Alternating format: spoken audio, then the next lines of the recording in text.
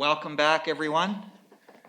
Welcome to members of staff that are in the gallery and to counselors who are with us virtually and also members of the public. We're resuming this meeting. I'd like to remind everyone that we are meeting under Ministerial Order 192, which permits meeting both in person and virtually. And so it's great to have members of the public and some staff on virtually. I know that those counselors who are with us virtually can't see the council chamber, so I'll let you know that our staff members, corporate officers, CAO, Randy and Darby from the Rec Center, Bianca and Tracy from Finance, and Rob, Director of Engineering and Public Works, are here in person. I'm the only member of council here in person. Others are on virtually with us today. All other counselors, so we'll be using the chat line to communicate. Welcome back, all members of the public. Great that you're here to observe this meeting, and just a reminder as of that I made yesterday, please everyone keep your mics muted. There is not an opportunity for the public to present here, but certainly you're welcome to observe as we move along.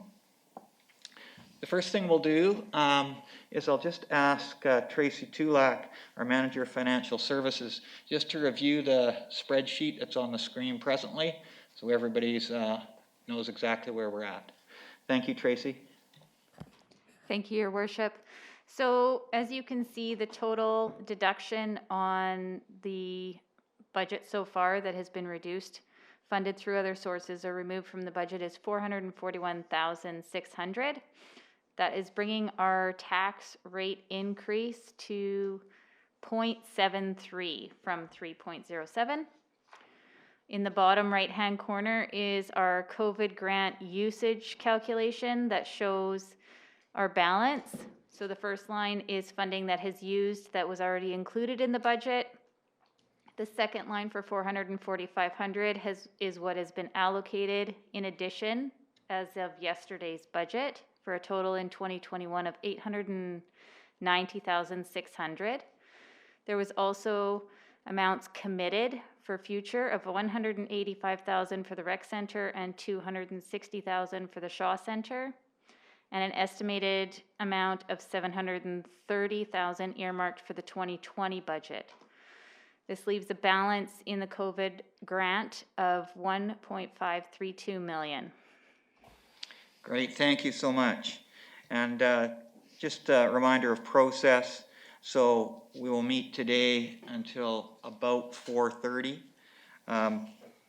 We won't be rushed through the budget. I know sometimes there's a tendency at the end to try to push through. We may get finished today, but we may not. If not, we will resume on Monday morning, and we'll schedule at that time, seeing how far we get along. All questions, of course, are most welcome. So we are moving back one tab because we skipped over the Parks tab. So that's page 148 for Councillors and Public Information. And I'll ask our Director, our Chief Financial Officer, to review that budget. Thank you, Your Worship. The Parks budget reflects the same level of service with an overall increase of $88,210. This is attributed to reduction in rental revenues of $12,750, an increase in operating and maintenance of $20,600, and an increase in major maintenance and capital projects. Included in the Parks major maintenance budget are the costs associated with the recovery of the baseball infields for $7,500. Given this cost is entirely the result of COVID-19 pressures, it was proposed to be funded by the COVID Restart Grant. Of the Greenways Committee budget recommendations, the foreshore trail improvements have been deferred in an effort to minimize the tax increase, along with a number of other major maintenance and capital projects as detailed more specifically in my memo. I'd like to point out that my memo indicates that the budget includes transfers to reserves as related to the Canoe Beach, Blackburn Park, and Kalahani Park master plans. Since writing my memo, it has come to my attention that the budget does not in fact include a transfer to the Canoe Beach Master Plan Reserve as previously indicated, and a motion of council would be required to include one. And I believe the Director of Engineering is in the gallery, as Mayor Harrison had indicated if there are any questions. Great, thank you very much. Chelsea. I'll just check with Rob to see if he has anything to add prior to asking council for input. Director of Engineering and Public Works. Thank you, Worship. I have a couple of comments in relation to this particular budget. So in reference to the Chief Financial Officer's memo, she had made some comments towards the projects that had been removed from the budget by staff to keep the budget intact. And also the greenways. So on page 16 of the memo, the Greenways Committee had indicated that they would like 3 projects. One was the dealings with the school district on the bypass trails through school district property for $20,000. And the second one was Shuswap Memorial Cemetery parking improvements for $16,000. And then, as Chelsea had indicated, the foreshore trail improvements to the wet sections was also $16,000. Now, this is no fault of the finance department. This was an internal discussion that we had about the priorities of those 2 projects. And the parking improvement is a safety related issue on 20th, but we have already engaged Sabnis on the foreshore trail, the wet sections. So what I would like to propose is that we either flip those 2 projects, so cancel the parking improvement by the Shuswap Memorial Cemetery for 16 and replace it with the foreshore trail improvement. Because as I said, we've already got a section 9 in on the project for the foreshore trail, and we have been working with Sabnis, and it would be important to complete that work. Now, the other option that we could propose is that portion of the trail could be funded by COVID potentially as well. So just like to draw your attention to that for your discussion. And then in regards to the majority of the, or sorry, not the majority, but there is a small increase for wages similar to the other budgets based on the negotiations with QP.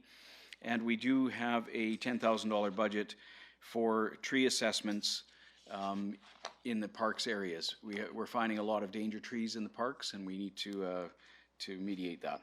So that's about all I have for that budget. Thank you.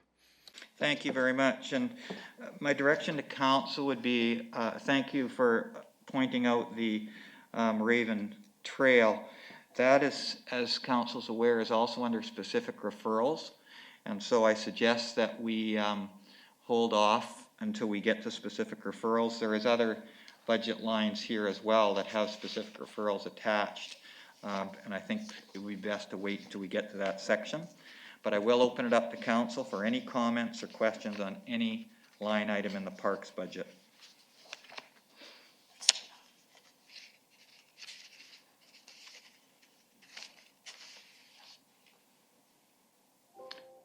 Councillor Lavery. Yeah, thank you, Worship. Welcome back, everyone.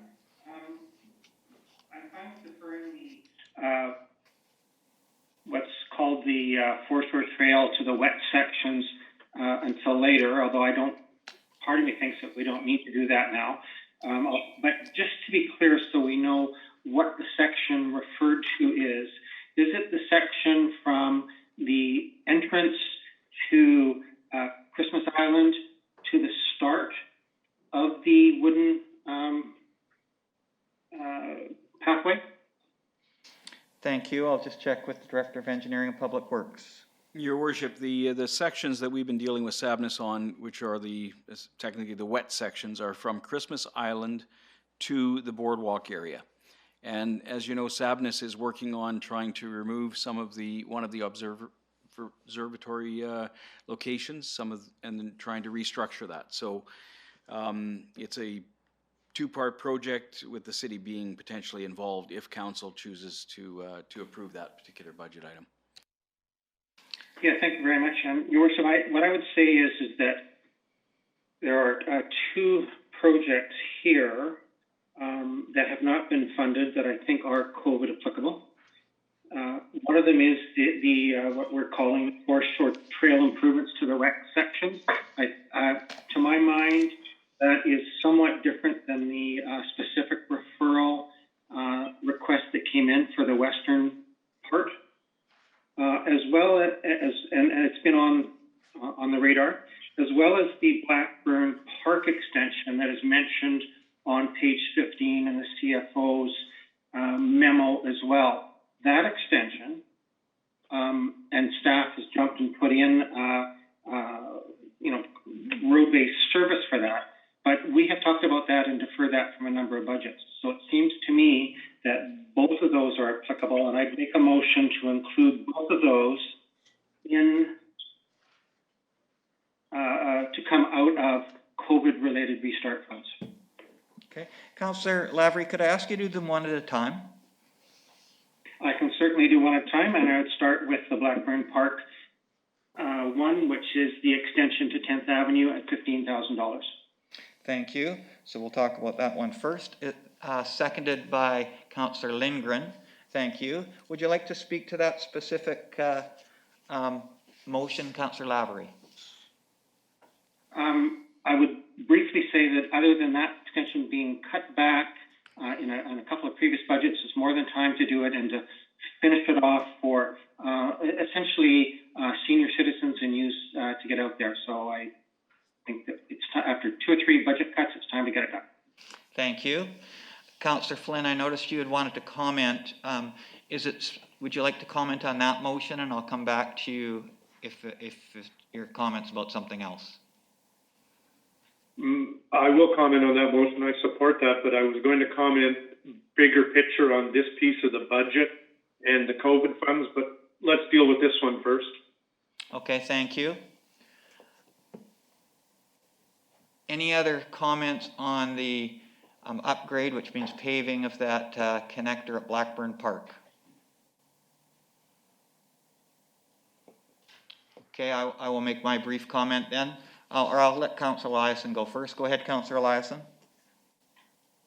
Thanks. The feedback we had from residents is that this is really important to them, and I thank staff for completing the gravel portion last year.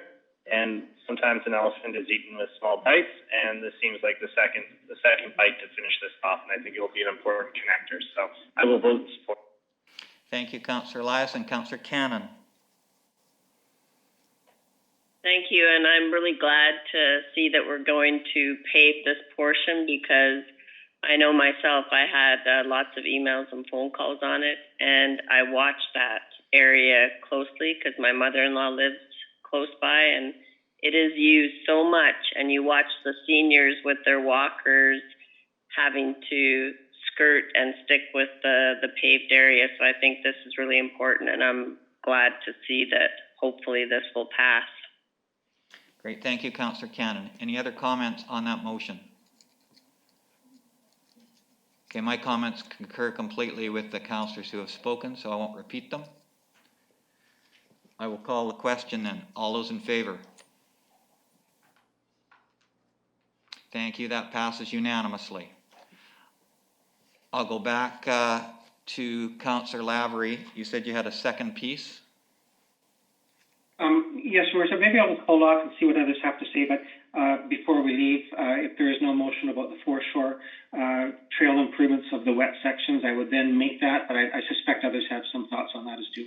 Okay, well, thank so you. I'll hold off. Appreciate that. I think Councillor Flynn's comment was a more global one, so that may be a good place to start. Councillor Flynn.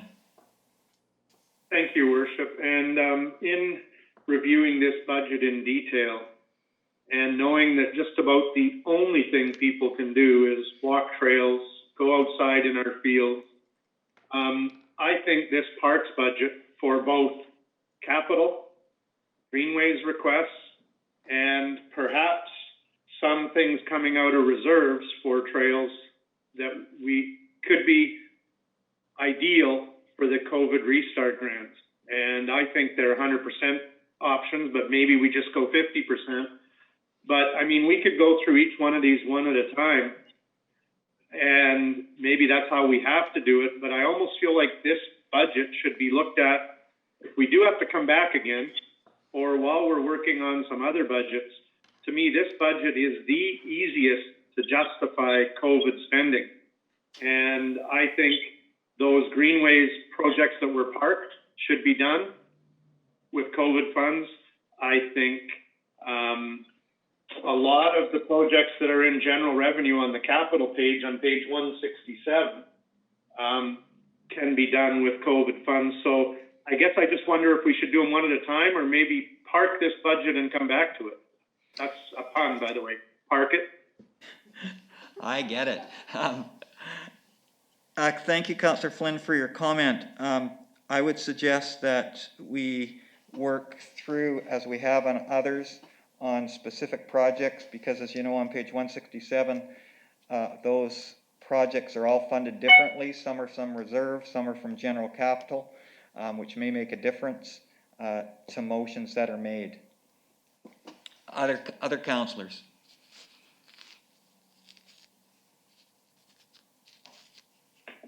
Okay, so I'll open it up if councillors wish to speak to any specific items. And if not, then I will turn it over to Councillor Lavery. Okay, thank you, Councillor Flynn. Councillor Lavery, go ahead. Okay, and could you repeat your motion? Yeah, I will do that.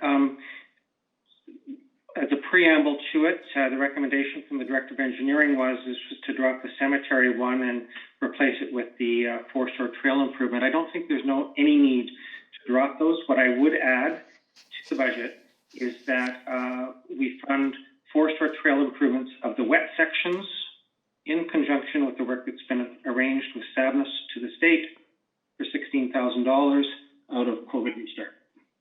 Okay, and I see Councillor Cannon seconds that motion. Speaking to that motion, please indicate on chat line if you'd like to. Councillor Flynn, I'm not sure if speak to specifics means that you'd like to speak to that motion. If so, go ahead.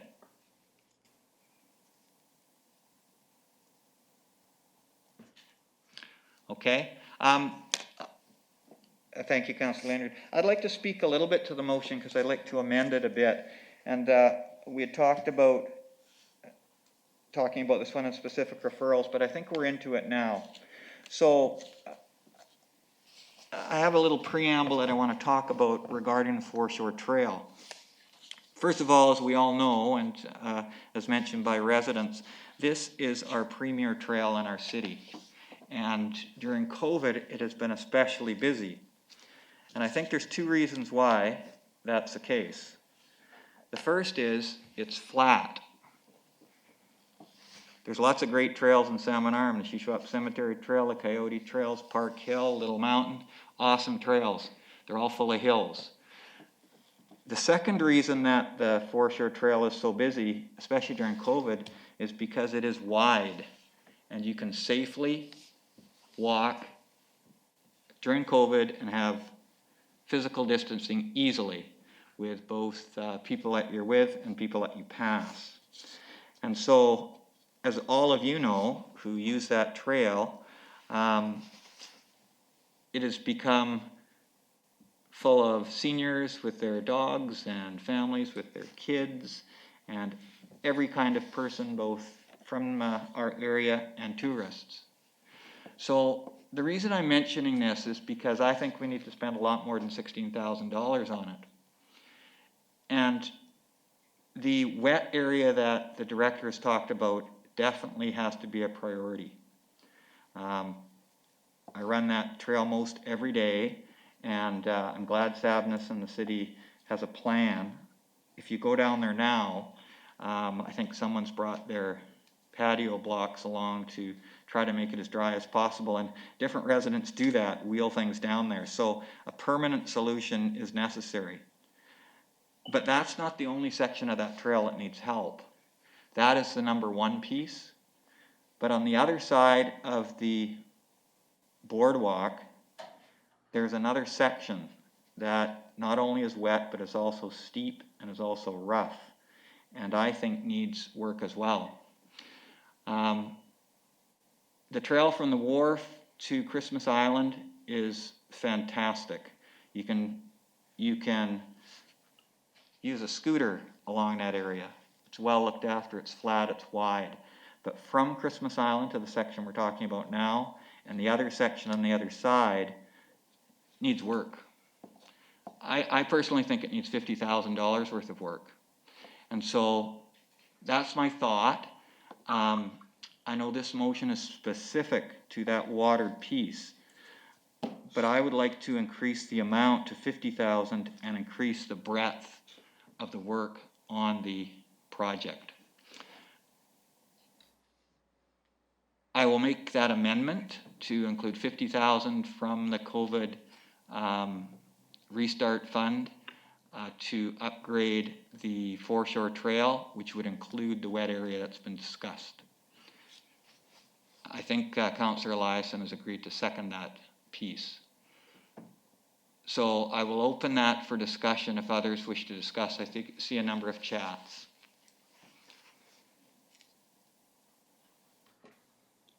Councillor Flynn.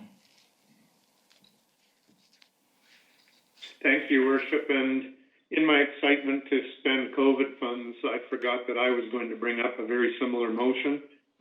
So we have a motion on the floor for 16. I don't know that this is a friendly amendment. It's definitely not. No, I would say it's not friendly. So I did get a seconder for the amendment, Councillor Eliason. Okay, so speaking to the amendment, I'm in favor, and I will then be in favor of the amended motion. Thank you. Okay, thank you. Speaking to the amendment.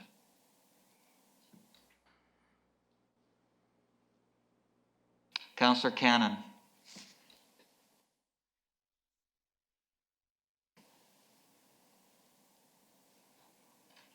Councillor Cannon, your mic might be muted. There we go.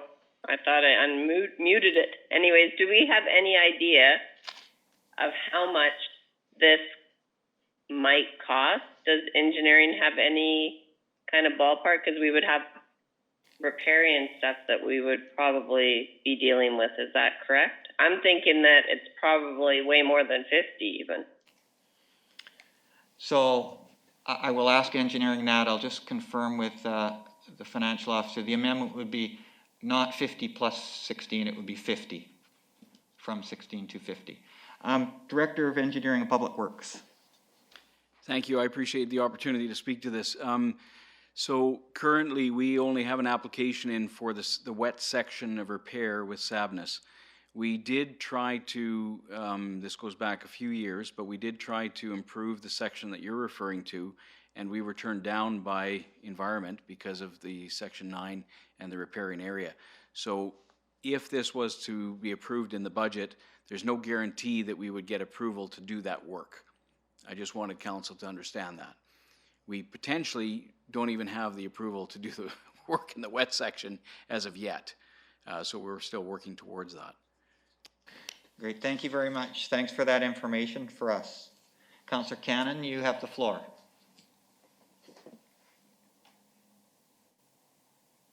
So I guess I'm thinking, looking at other projects that we've done, that probably 50 is even still low when and if we do get the approval. I just wanted others' thoughts on that, if maybe we should even be going more than 50. Okay, thank you, Councillor Cannon, for that input. Councillor Lavery. Yeah, thank you, Worship. And I'm comfortable, more than comfortable with the 50. I just want to note the day and the time here. This is in 6 years, the first amendment that has actually tripled the amount that's requested. So this is a watershed moment for me, Your Worship.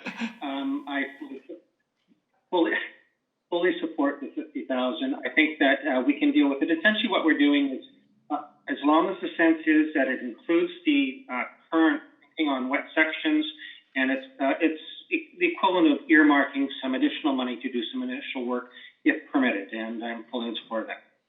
Thank you, Councillor Lavery. Watershed moment. We've got a couple of puns going on this morning or this afternoon. Appreciate it. And yes, that's certainly the intention of my motion, is that we spend 50,000 on that trail where we can do it. There'll be no trouble spending 50,000 to improve it. It may not be in that second section I suggested, but that's okay. Councillor Flynn. Thank you, Worship. And I understand what Councillor Cannon is saying, but I do think that as much as we probably could spend the remaining 1.5, I'm pretty sure we won't spend it all. And if we are given approval and need some more funds, we may have them. So I'm very much in support of the 50 in total at this time, recognizing that a lot of it is subject to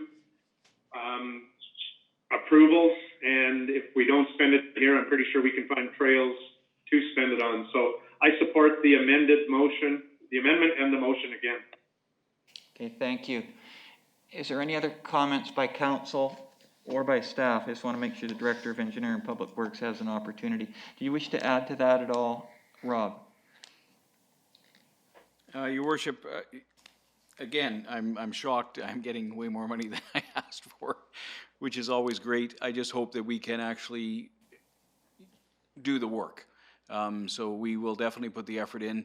One of the requirements, just so the council is aware of, one of the requirements for doing any work in those particular areas is actually to do the engineering and designs prior, submit them to the Ministry of Environment for approval. So there will be some upfront costs regardless, but we will, even if we do that work for the trail, we will still have those drawings and that information available to us for a second attempt if we're not successful in the first try.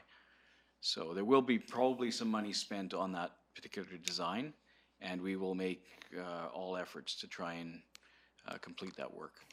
Great, thank you. Could I just ask if the monies could be carried forward if it took more time than we thought, and council could put further COVID funds in 2022 if that was necessary?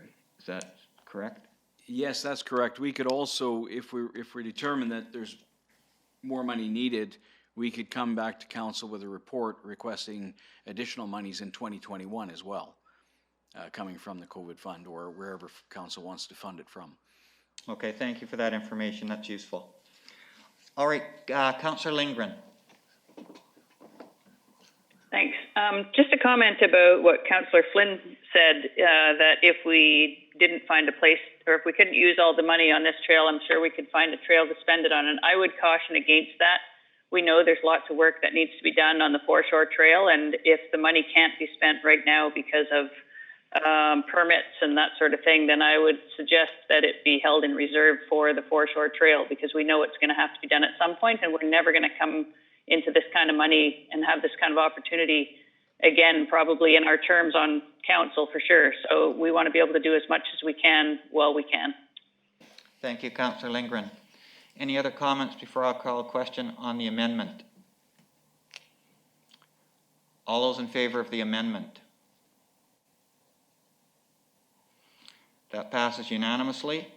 I'll now call a question on the motion as amended. Does anyone wish to speak to it? Seeing none, I'll call the question. All those in favor? That passes unanimously. Thank you. Other items in the parks budget that people may want to speak to. Councillor Wallace Richmond.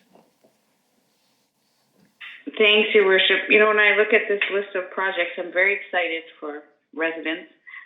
It's really stuff that they can see where they live, playground replacements, boat launch improvements, that sort of thing. Is staff sure we can do it all with ongoing projects that are still happening already, or? We'll check in with I just don't want to over-promise and under-deliver. Okay, thank you, Director. That doesn't do you any good. Director of Engineering and Public Works. Your Worship, that's a great question. And unfortunately, we do overcommit sometimes, but it really depends on the year. Obviously, last year was a very difficult year for us with not having enough staff to complete a lot of our works. All we can do is cross our fingers that this year we'll have a change in times. And we do have an extensive list here, so hopefully we can get it all done. Thank you, Councillor Wallace Richmond. Thanks.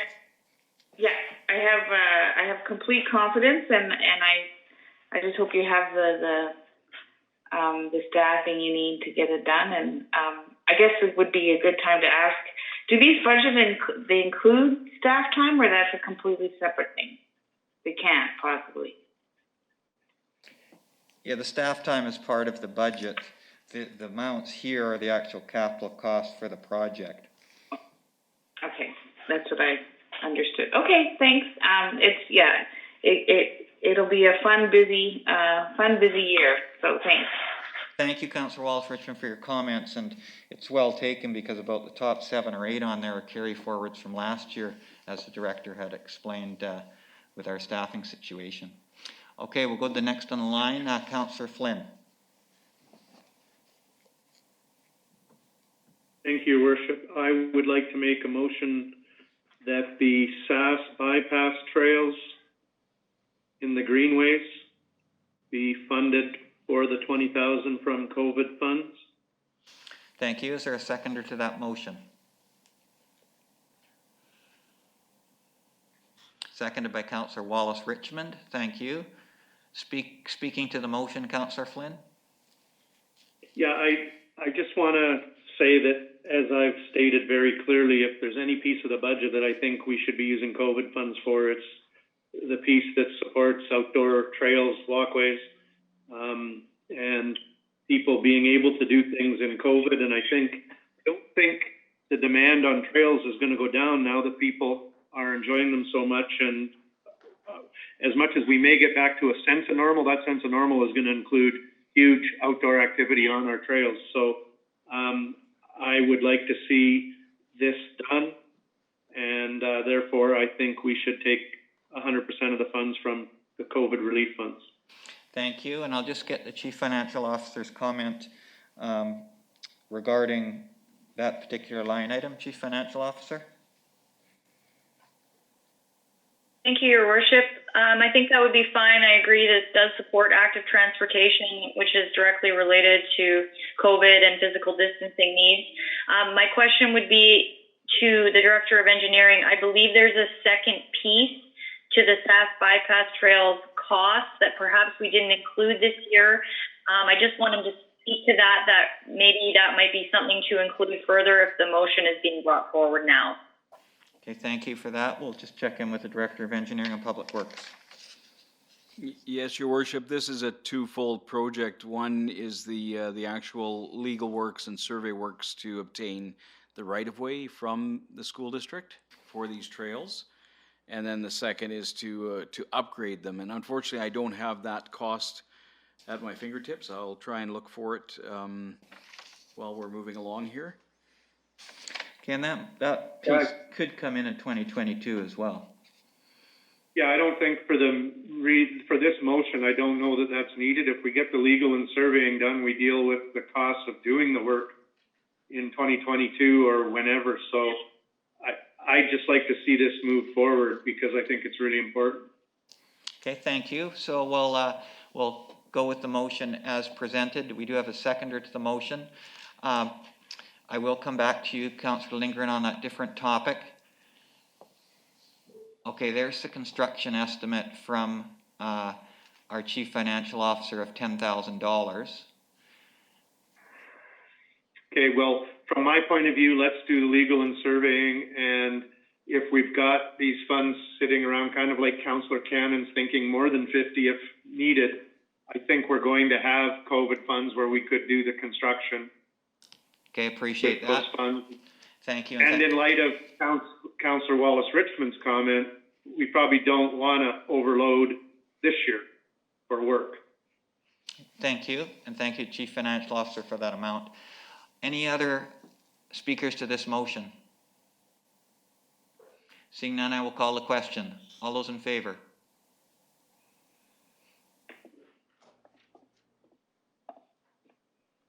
That passes unanimously. Thank you very much. Councillor Lindgren. Thank you. I'd like to propose that the Kalahani Park court resurfacing is another item that is something that's being directly impacted by COVID, or COVID is impacting it, I guess is more likely. People getting outside more, playing sports, that sort of thing. Being outside to play on a court is much safer than being indoors.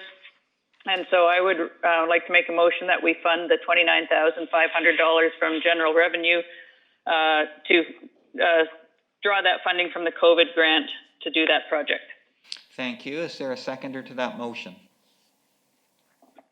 seconded by Councillor Wallace Richmond. Thank you. Just before I have speakers to it, I'll have the Chief Financial Officer if she has any comment.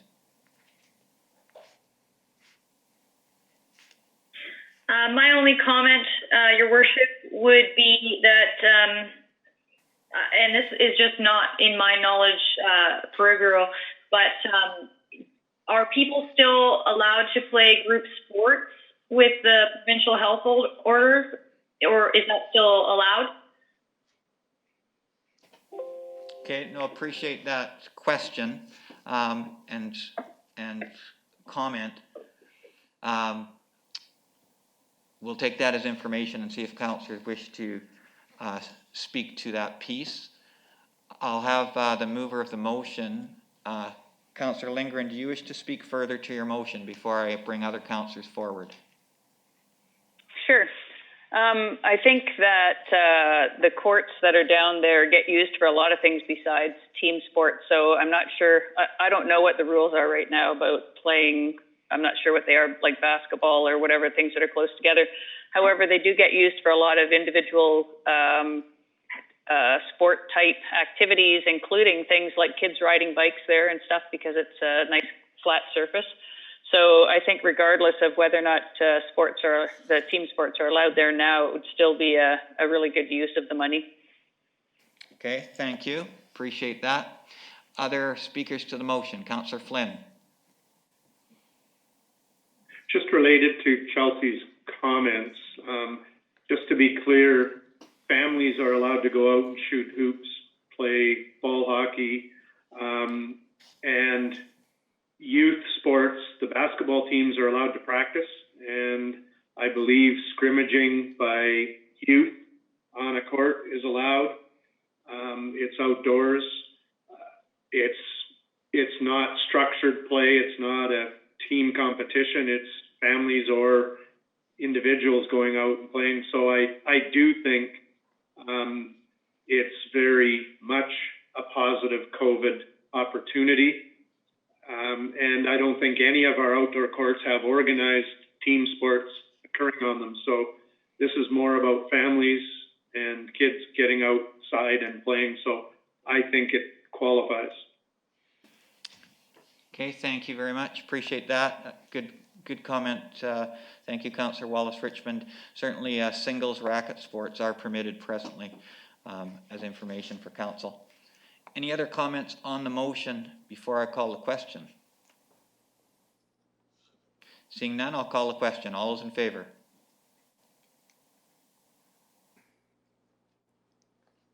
Thank you. That motion passes unanimously. Councillor Flynn.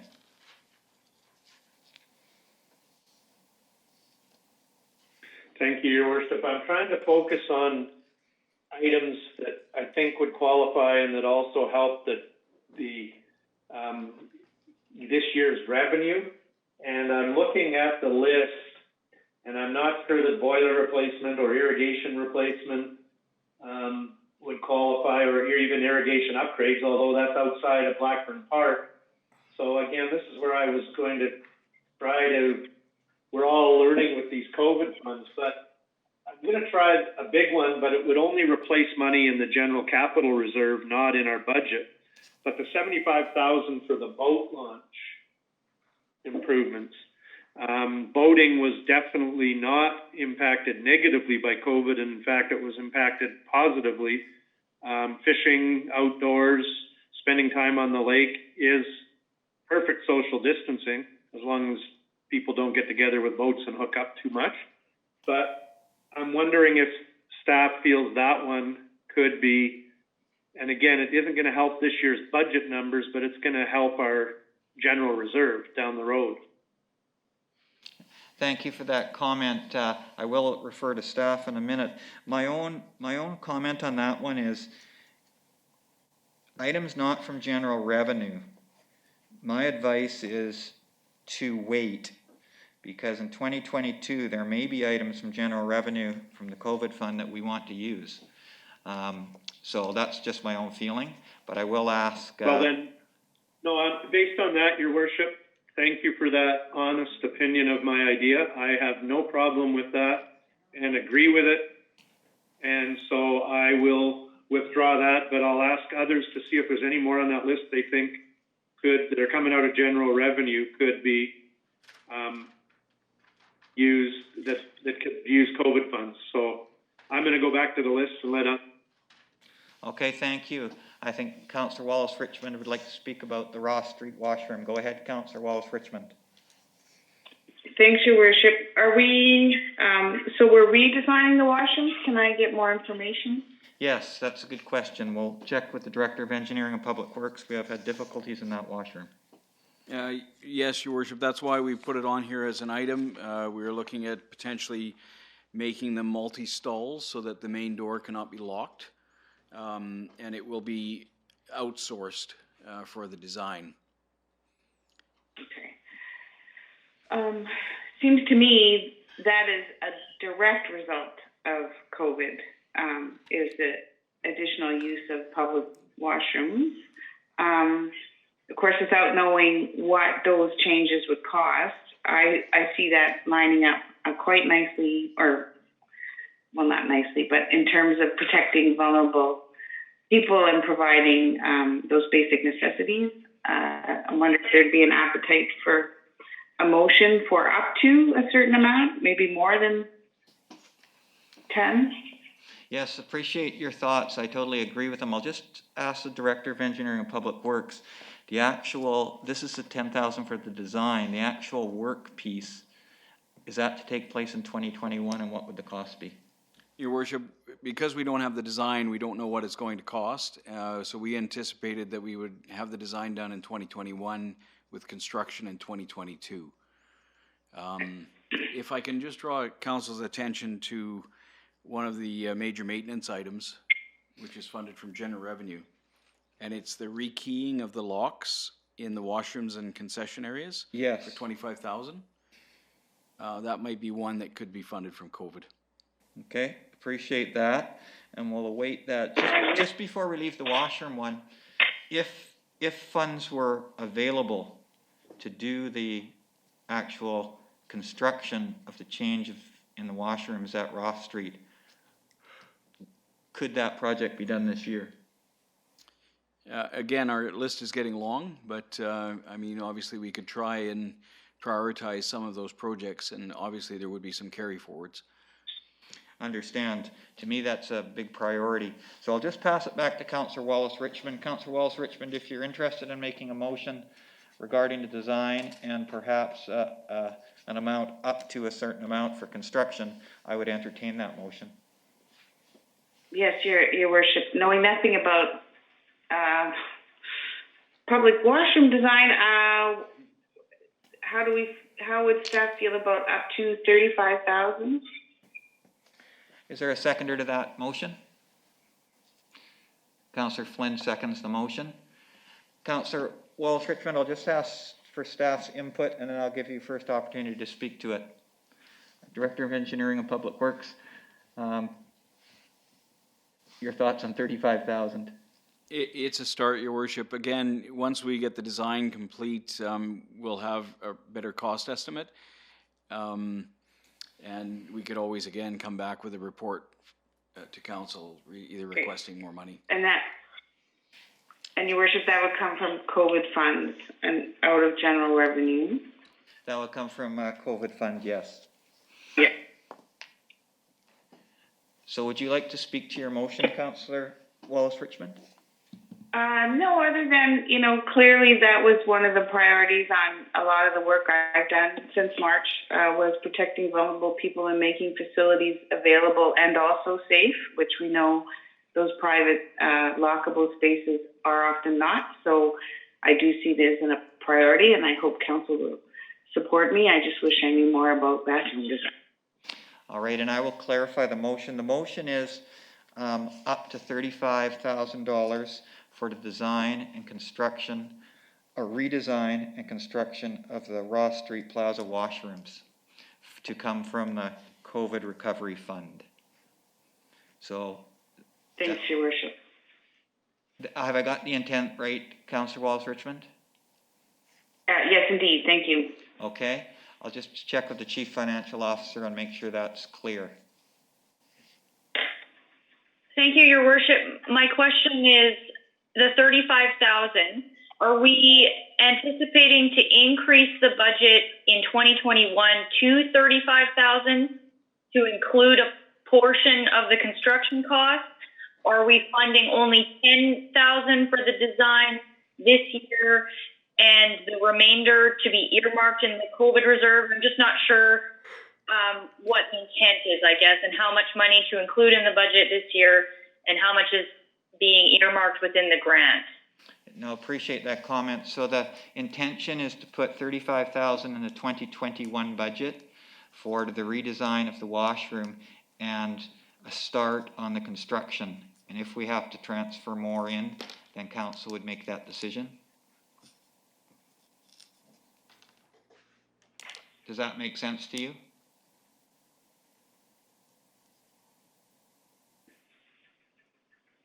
Yeah.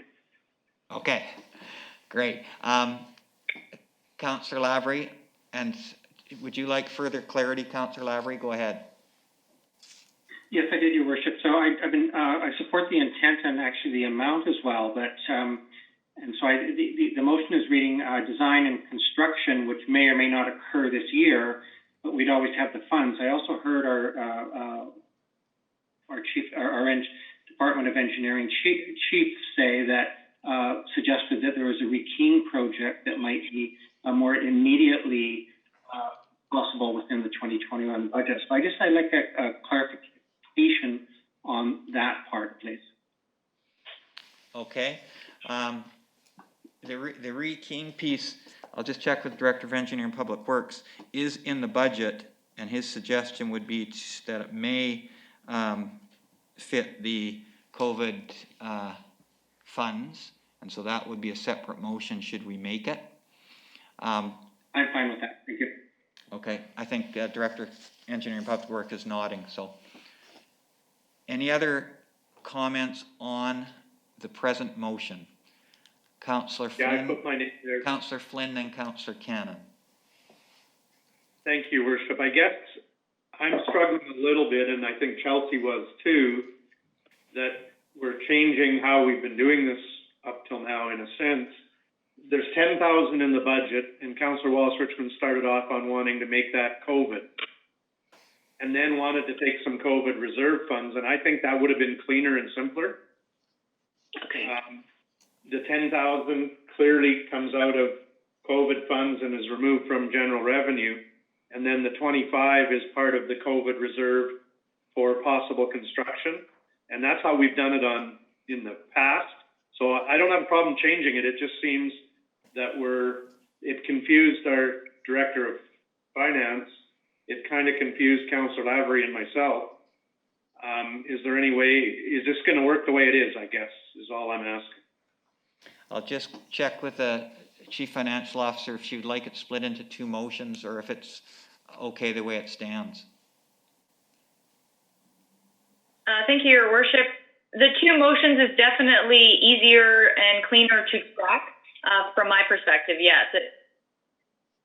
Okay, thank you very much. Well, I will take responsibility for pushing that to one motion. That was totally my doing. And so, Councillor Wallace-Richmond, if you would like to make the first motion regarding the $10,000, please go ahead. Yes, if we could take the 10,000 from general revenue and put it in COVID Safe Restart funds for the redesign of the Ross Street Plaza to make them more, I don't know if we have to justify, but to make them more secure or whatever. Thank you, Councillor Flynn. I think redesign Councillor is fine, Flynn would second that motion.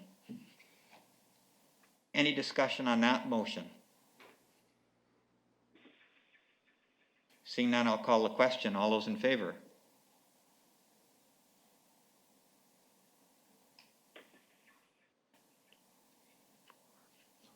That passes unanimously. Thank you. Councillor Wallace-Richmond, would you like to make a second motion? Yes, please, that $25,000 from the COVID fund be put in the initial reconstruction of the Ross Street Plaza washroom. Thank you, and seconded by Councillor Cannon. Would you like to speak further to that motion? No, thanks, Your Worship. Okay, thank you. And I apologize, Councillor Walford, for pushing that item. Yes, from COVID recovery. The reason I was pushing it, I guess, was I just think it's so important that we try to move that project forward, given the circumstances. And I understand that we may not be able to do it, but I'd like to have the monies there in case we are able to. So I appreciate that second motion. Other discussion around the motion? Okay, seeing none, I will call the question. All those in favor?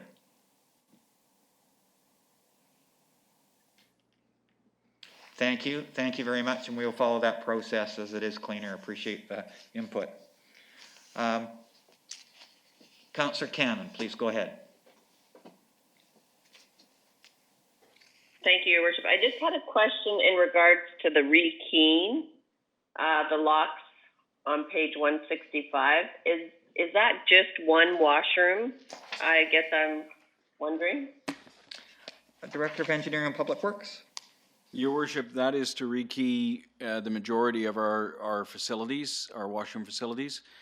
We had a breach in one of our facilities this past fall, and we've come to the conclusion that we're not sure how many keys are out there or if they've been duplicated. So we would look at rekeying for all of the washroom facilities that we have. So my question is, I know it had come up before, is this actually like someone has to show up and unlock the door, or is it electronic on kind of like timers? Director of Engineering and Public Works. Your Worship, we experimented with time locks at Blackburn Park, and we found that they were not as efficient as we had hoped they were. So currently we have staff open the washrooms at prescribed times, and staff will close them, or security, hired security will close them, depending on the season. Thank you. Okay, so washrooms, like on weekends and stuff like that, we have someone that opens and closes them? Director of Engineering and Public Works. That is correct. Again, depending on the season. Okay, thank you. Thank you. Councillor Lindgren. Thanks, Your Worship. There's a lot of talk about, if we have enough time, if we have enough staff to get all these projects done. And I recognize that, that's a finite resource and we can only do what we can do. So my question to Director of Engineering and Public Works, I think, is would it make a difference if the staffing levels were increased and if temporarily, say for the summer, the building season, and two, is it possible to use COVID funds to hire somebody to do COVID-related projects? Director of Engineering and Public Works. Thank you, Your Worship. So in answer to question one, it really depends on COVID. This past year, 2020, obviously, we had a hiring freeze. So it really depends on what happens with COVID, because I don't foresee if it continues the way it's going and we can't hire more staff, obviously that will impact what we can actually do. But in normal terms, we would hire relief staff. But some of these projects, we'll really have to reprioritize our list, because some of the projects will be outsourced. Some of them will be obviously design, contracted, professional services, things like that. So again, probably reprioritize. And then, sorry, the second part of your question was? Is it permissible to use COVID funds to hire staff, or is it only for capital investment type stuff? Unfortunately, I don't know the answer to that question. I might have to defer that to our Chief Financial Officer. Chief Financial Officer. Thank you, Your Worship. If the positions were entirely the result of COVID and perhaps on a temporary basis, I think it would be fine to use the grant funding. That's an operational cost, and I don't see an issue with that. Thank you. Okay, so is it possible to come back, say in March, when we know better what's happening with COVID, to further distribute COVID funds? I'd like to see, I'm trying to figure out if there's a motion that could be made now or if it should be made later when we have a better lay of the land, but about hiring somebody to a 6-month position to help get some of these COVID-related projects done. Check with the Chief Financial Officer. Chief Financial Officer, can we return to the COVID relief fund later in the year if there's a purpose that council sees and would like to use it? Yes, 100%. The funds have been received, and so an amendment to use those funds at any point is fine. Okay, then I'm happy to wait until maybe 2 months down the road when we have a better idea of whether or not we're going to be able to hire our normal complement of staff, and hopefully then the Department of Engineering will have a better idea whether or not more staff would be helpful. Thanks. Thank you, Councillor Lindgren. Councillor Flynn.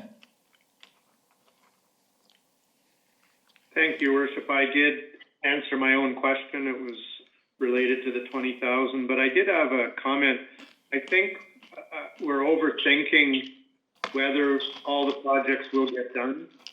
In my 17 or 18 years at this table, there has not been a year where there isn't at least 5 or 10 projects that, or more that go between years. They don't get all completed, money gets carried forward, not all the work gets done. That happens all the time. And I think it's important to note these are COVID relief and recovery funds. And if the work doesn't get, I mean, ideally it'll get done in 2021, but I think we are overthinking it. Staff will do what they can and give us updates, but I guarantee you not everything's going to get done because it never does. So I guess I don't want us to overthink that and just realize we're asking staff to do a lot. They might have to use outside contractors, but that's a stimulus in the community. They might have to hire some employees, but I don't think we need to micromanage that today. I think we need to make that list as big as it can be and see how it goes from there. Thank you, Councillor Flynn. Councillor Labrie. And in light of that, I'd like to make a motion. Sorry, Councillor Flynn? I didn't hear that part. In light of that comment, I'd like to make a motion. Okay, go ahead. That is not included in the budget, as I understand it, the Shuswap Memorial Cemetery parking improvements for $16,000. As I understand it, staff had originally bumped the foreshore trail out, but replaced it instead of the parking improvements, and we've chosen to fund that from COVID. I think those new trail network at the Memorial Cemetery or in the Memorial Cemetery, we need parking improvements in our new cemetery, so for both the trail network and the cemetery, so I'd like to move that from COVID funds. I believe that is in the budget already, not in COVID funds, but I believe it's in the budget. I'll just check with the Director of Engineering and Public Works. Yes, that is the parking for the Shuswap Memorial Trail is in the budget. Okay. Okay, so can it come out of, so my motion is to take it out of COVID funds. Okay, presently out of reserves. Oh. Okay, so that's where I was confused, so maybe I didn't answer my own question. Okay, forget it. I'm going to go radio silence for a bit. Okay, any question's a good question, so it's okay. Councillor Labrie. Yes, thank you, Your Worship. And just reiterate, there's a lot going on here in a normal budget, let alone the implications of COVID funds, and I'm going back and forth as well. At the beginning of the introduction to the Parks Department budget, our Chief Financial Officer referenced a Canoe Beach Master Plan, and it was the will of Council to transfer monies to reserve, if I understood her correctly. My question is, how much is that? And then I would make a motion if that's in the case. Thank you, Councillor Labrie. I'll pass it over to the Chief Financial Officer. Thank you, Your Worship. At this time, I do not believe there is a transfer in the budget to the Canoe Beach Master Plan Reserve. So there isn't an amount. That would be entirely up to Council. are you proposing to fund that from general revenue or COVID grant? Thank you, Your Worship. I'd certainly look for advice from staff as to what that amount should be. And my general thinking is that it would probably come out of general revenue. Chief Financial Officer? Thank you, Your Worship. Just a moment. At this time, we have 15,000 going to the Kalahani Park Master Plan. 50,000 going to Blackburn Park. So, I mean, there's definitely a range. I know that the costs associated with the Canoe Beach Master Plan are significant. You could really, any amount, 50,000 would be equivalent to that of Blackburn. Councillor Lavery, I'll pass it back to you. Yeah, this is one of these, I think I have an opinion on most line items here. I know that there's a need for, I think that we should be transferring money to the Canoe Beach Master Plan. I don't have a clue as to what would be a prudent amount. It seems to me some, so Your Worship, I defer to others to suggest that amount. I don't have a sense of what that should be. Perhaps Your Worship, you do. Yeah, could I make a suggestion? If you're comfortable with a suggestion?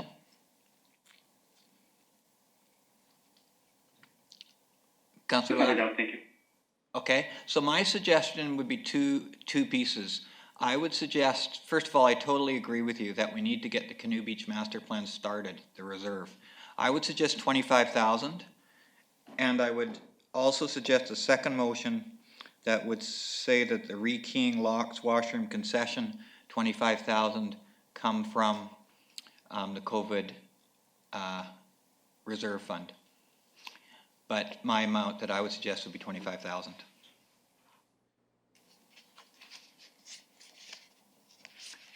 I'll pass it back to you, Councillor Lavery. Okay, you would second my motion.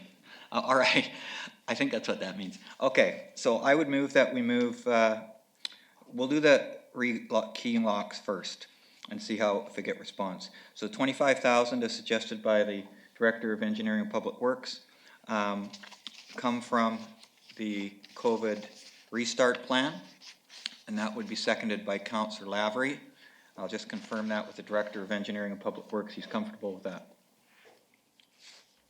Yes, Your Worship, absolutely. It's a start. Okay, thank you. Any discussion on that motion? Okay, seeing none, I will call the question. All those in favor?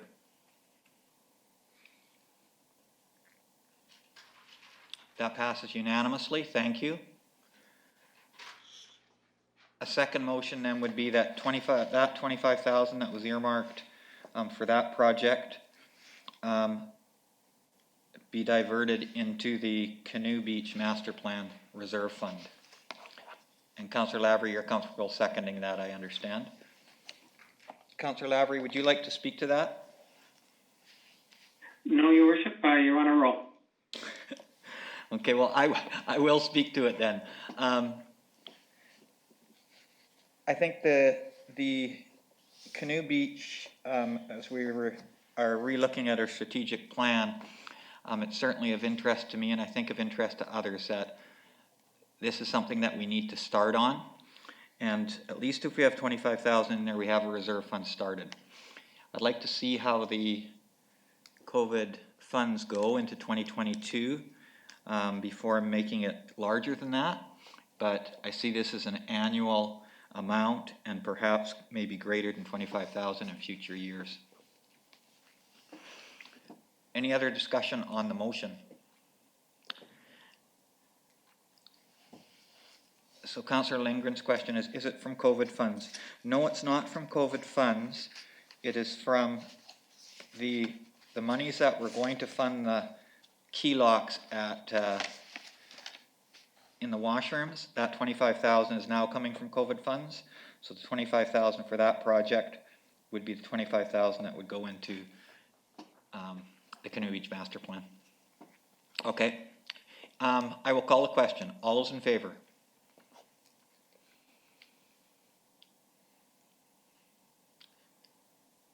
Thank you. That passes unanimously. Other items in the parks budget people wish to speak to?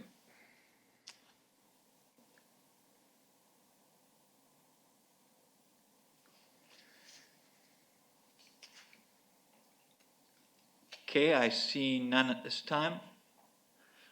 Councillor Flynn. Sorry, Councillor Flynn, I never saw that motion. Your Worship, I typed a motion quite some time ago and we got into this other one, so I'm going to stop typing motions. I'll just say I have a motion to take 50% of the marine park irrigation improvements from COVID. This is our flagship outdoor space between our wharf, which is on our calendar on the cover and on the second page, the January page. A motion is to take 50% of the 22,000, no, that's a different one. 50% of the 32,000, so 16,000 from COVID relief funds for the irrigation improvements to our flagship waterfront park. Thank you for that motion. Is there a seconder to the motion? If we could just pull down that chat line, I can see the bottom. Seconded by Councillor Lindgren. Thank you. Councillor Flynn, do you wish to speak to that motion further? I guess I kind of ignored Robert's rules and sort of spoke to it while I was making it, but I can't see putting 100% of the costs in necessarily, but I can see 50%. I have spent a lot of time at the wharf on the trail network there, and I think that the Marine Park was used significantly and will be moving forward, so I can justify 50%. Thank you, Councillor Flynn. I'll just check with the Chief Financial Officer to see her thoughts on that. Chief Financial Officer? Thank you, Your Worship. I struggle with irrigation upgrades myself. They're proposed throughout the budget, and the reason for the irrigation upgrades in general doesn't have anything to do with COVID. Just my personal opinion. I agree that the park itself is used frequently and probably was used during the COVID time. So a percentage, I think, if anything, would be doable, but I do struggle with irrigation upgrades in general. I will withdraw my motion and stop trying so hard. Councillor Flynn, you would like to withdraw your motion? Is that what I hear? Yeah, I'll withdraw my motion. We've been very, very creative, and I will take the lead of the Director of Finance and withdraw those funds. Okay, thank you. Or withdraw the motion. So that motion is withdrawn. Is there any other discussion around the parks budget? Okay, thank you to Director of Engineering and Public Works and the Chief Financial Officer. I think that was quite thorough. We will move forward then to the Wharf budget. And when the Chief Financial Officer is ready, I'll let her speak to it. Thank you, Your Worship. The Wharf budget reflects regular operations and includes an allocation for pile rehabilitation of $12,500 and a wharf tenure study for $30,000 funded from reserve. The capital budget proposes to complete phase 2 of the Commuter Wharf Old Federal Wharf replacement, estimated to cost $15,000, and this is proposed to be funded from the Wharf Major Maintenance Reserve. Thank you. Thank you. Director of Engineering and Public Works, do you wish to add to that report? No, Your Worship, I think it's just listed on the capital page there. Okay, thank you. Could I just ask if we anticipate that Wharf Marina dock replacement phase 1, do we anticipate that being done? I think we let the contract, will that be done in the spring? That all depends on our provincial approvals. Okay. So we have initiated those. We have a QEP involved. We are waiting for when or if they approve the dock layout and design, and then it depends on when they give us permission to actually do the installation. So. Okay, thank you very much. Any comments or questions from council around the wharf budget? Okay, seeing none, we will move forward then. The wharf fund. Chief Financial Officer. Or water fund, Your Worship, sorry. Not wharf fund, water Correct. fund. Do you want to move to the general budget, or would you like to do water and sewer? Yeah, maybe we should move to the general budget first. That's a good suggestion of yours. Okay, so let's move to that, which is the first tab, I believe. And I'll have you go ahead and speak to it. Taxation revenue was proposed, as you know, at 3.07% and has since been reduced based on council motions. As mentioned in my memo, the tax increase of 2.52% that was originally approved for 2020 accounts for a portion of the tax increase that was proposed today. The transfer of $470,000 from the emergency reserve to offset the 2020 increase will need to be absorbed within the city's budget and therefore current proposed tax rate. Other significant items affecting general revenues include the reduction of interest income of $77,000, reduction of penalty revenues of $10,000, reduction in rental revenues associated with the law court's leases of $16,000, and an overall increase in administration charge revenues from the water and sewer budgets of $58,400. IT-related contracts and supplies have increased by a net amount of $18,000. Which includes the migration of the city's accounting program to a cloud for $8,800 and the purchase of PDF software for all users for $8,800. The city's server rental has come to an end, and the cost associated with that has been transferred to the IT reserve to offset the cost anticipated to upgrade the servers in 2022. Insurance costs have also increased by approximately $14,000. Debt repayment costs have increased to account for the taxiway Charlie debenture. Otherwise, general expenses have seen reductions in the EV charging station, watershed council, economic development as per contract, grants, and eliminated one-time expenses such as the Rogers hometown hockey, as well as interest due on prepaid taxes and debt. Included in the protective services budget are the costs associated with the additional bylaw enforcement officer, which has been offset in part by the elimination of the part-time summer student position. In addition, bylaw enforcement as a whole has been augmented by COVID-19 grant funding, as the function has seen increased complaints and expectations as it related to COVID-19. Solid waste and recycling is anticipated to operate in a deficit of $28,000 in 2021, much less than the deficit budgeted for 2020. This is primarily due to refined tipping fee data for both solid waste and food waste, resulting in an overall decrease in tipping costs of $105,000. The solid waste and recycling reserve has an estimated balance of $371,000. Given this, staff has included a transfer in from the reserve to offset the deficit and thereby eliminating the impact of this on the solid waste and recycling levy. It should be noted that the funds directed toward the Chamber of Commerce in 2020 of approximately $137,000 have been reallocated to visitor services until the visitor service strategy is completed. Finally, as a general cleanup item in regards to a previous motion of council as related to sidewalk cafes and the associated application and rental fees, staff are recommending that rather than waive the fees for 2 applicants for 2021, that the fee-for-service bylaw be amended to reduce the application and rental fees to 0 for 2021 for all applicants. A motion of council will be required, and one is proposed in my memo. Thank you. General is a large section. Thank you very much, Chief Financial Officer. Appreciate that. I would just direct council to the motion that the Chief Financial Officer was referring to, which is on page 3 of her memo. Thank you, Councillor Eliason, for moving that motion, which basically would allow would cover the application fee and associated rental fee for any application to 0 for outside patios. And thank you, seconder, Councillor Lavery. Councillor Eliason, do you wish to speak to that? No, thanks. I think it's pretty self-explanatory. Okay, thank you.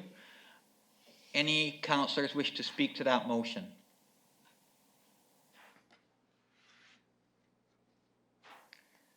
Okay, I know that the Director of Development Services is with us virtually. Any comment, Director of Development Services? Thank you, Your Worship. Can you hear me? Yes, we can. Okay, great. Yeah, as far as the bylaw enforcement officer position, staff believe that Sorry, grown up. Kevin, can I just interrupt you? The motion on the floor right now is the one regarding the amendment to reduce the sidewalk cafe application fee and associated rental fee to 0. So if you could comment on that, okay. That would be great. Okay, so that stems from last year when council wanted to help out the few businesses that had sidewalk cafes, Hanoi 36 being one of them, and the Shuswap Pie Company being the other. There's actually a third business that has applied for a sidewalk cafe in front of Meikle Studios. I discussed this with the Chief Financial Officer just before Christmas, and really that's what council did there was considered assistance to business, which should not really happen, and that's why the bylaw should be amended, technically speaking. So if council wishes to give direction to amend the bylaw for a temporary reduction in fees for this year only, then that's probably the best way to go. Okay, thank you very much for that input. Any comments from council? Councillor Flynn.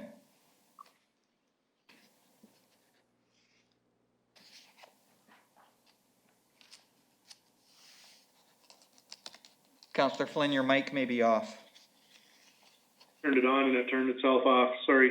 I appreciate staff being concerned about assistance to business, and if this is the way to handle this, then let's move it forward.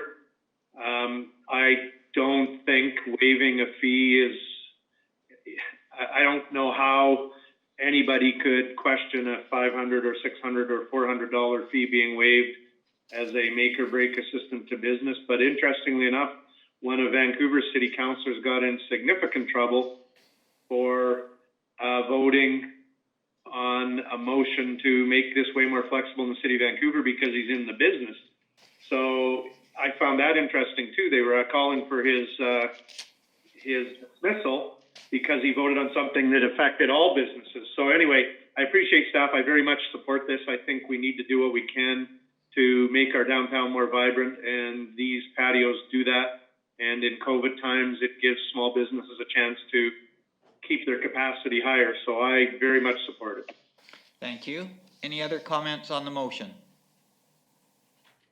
Hearing none, I'll call the question. All those in favor? That passes unanimously. Thank you. I'll open it up to councillors if you have any questions or comments under the General Revenues Fund tab. Councillor Flynn.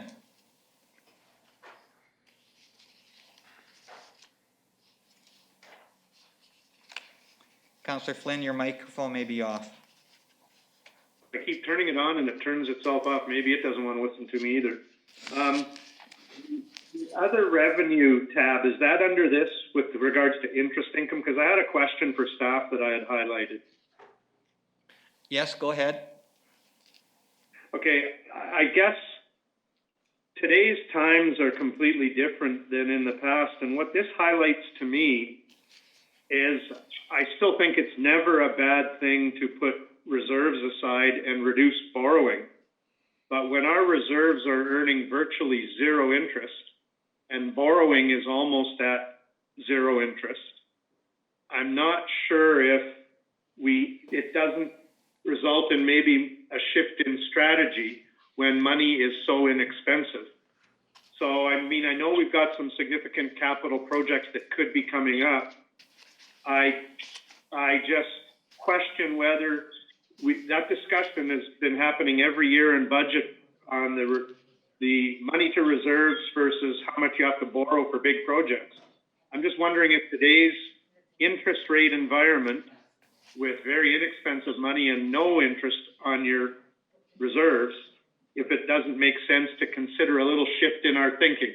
It was just something that came up when I read the report and realized we're probably could pay as little on money to borrow as we're getting less on our reserves than it costs us to borrow, I think.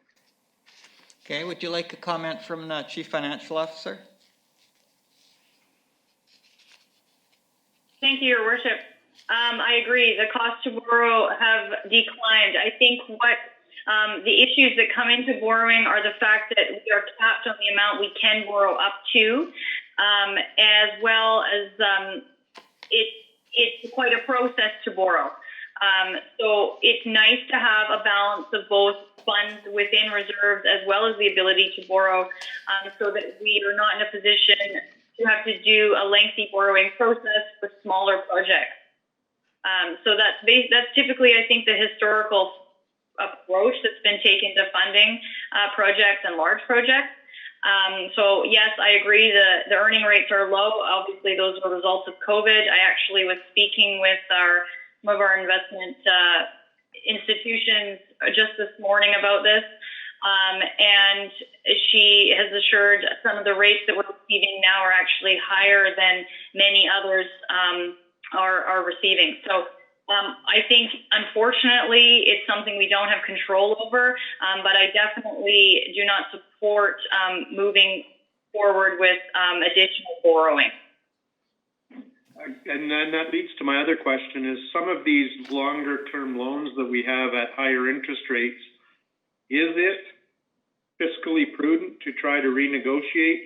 Is the penalty bigger than, like, I don't know if penalties for us borrowing through MFA are similar to residential or commercial borrowing and trying to renegotiate. So just a question, and I really appreciate your answer. Thank you. Thank you, Chief Financial Officer.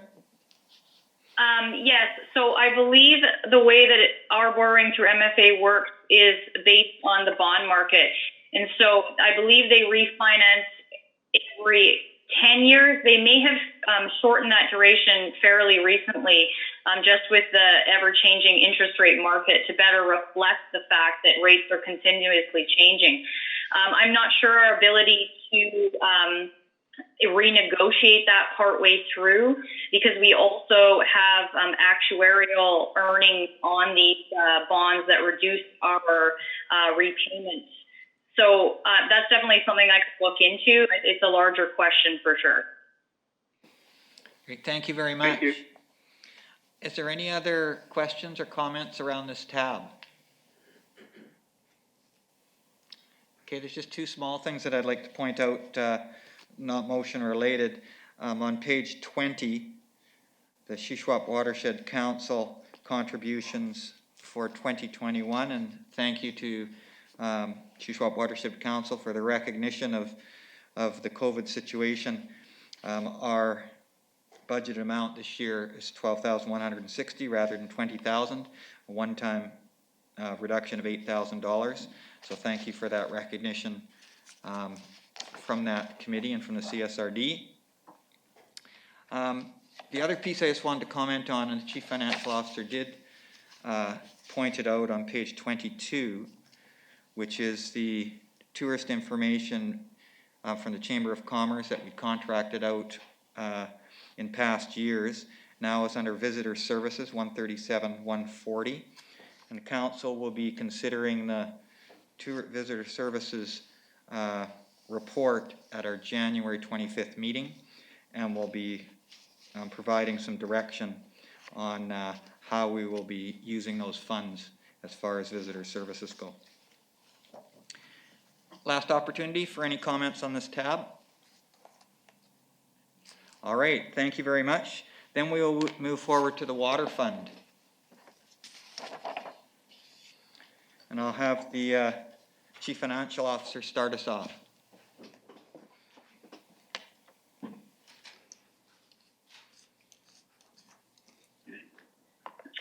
Thank you, Your Worship. The Water Fund reflects an increase of $164,000. In 2020, Council approved a 2% increase to water user fees, resulting in approximately $51,000 in new revenue.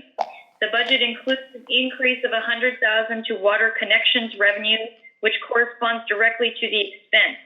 This increase is related to revenue collected for charge artwork and has been increased to better reflect actual amounts. As discussed previously, interest revenues have been reduced to reflect current low earning rates. Operational expenditures to note include an increase in administration charges of $51,500, increase of $10,000 for meter repairs for the replacement of meters, offset by a $10,000 reduction in one of the pump station maintenance accounts. It also includes a $30,000 increase to the canoe pump station for a rebuild of a pump and a motor. The budget reflects a net reduction in debt of $43,400, which in part forms part of the transfer to the water major maintenance reserve. Transfers to reserves have been reduced and correspond to the increase in capital expenditures. The capital budget reflects two large projects, the 20th Ave Northeast at Lakeshore Water Main Upgrade for $440,000 and the Lakeshore 10th Avenue to 17th Avenue upgrade for $429,000. These projects have been funded in part by water revenue. The budget also reflects the upgrade to the Zone 2 booster pump station for approximately $2 million, as previously approved by Council in 2020. The project is proposed to be funded through the use of long-term debt and water DCCs. The repayment of this debt is estimated to be $115,000 annually and can be absorbed within the existing budget by reducing the transfer to the Water Major Maintenance Reserve Fund. In addition to asset management work, in 2021, the Zone 5 booster station was revised to very high risk, and as a result has been included in the 2021 budget at an estimated cost of $2.3 million. Of this, it is proposed to borrow $1.3 million, and the repayment of this debt is estimated to be $88,000 annually and could in part be absorbed within the existing budget, otherwise offset by a one-time use of reserves. That said, water fees need to be reviewed further in 2023 to ensure they are sufficient to support future repayments. My memo provides a visual aid and brief summary of large projects to assist Council in understanding the water-related funding requirements in the future. As a result, the budget reflects several transfers to reserves as a starting point to aid funding at a minimum a portion of these projects. Thank you. Okay, thank you very much. I'll open that up to Council. Any comments or questions around the water fund?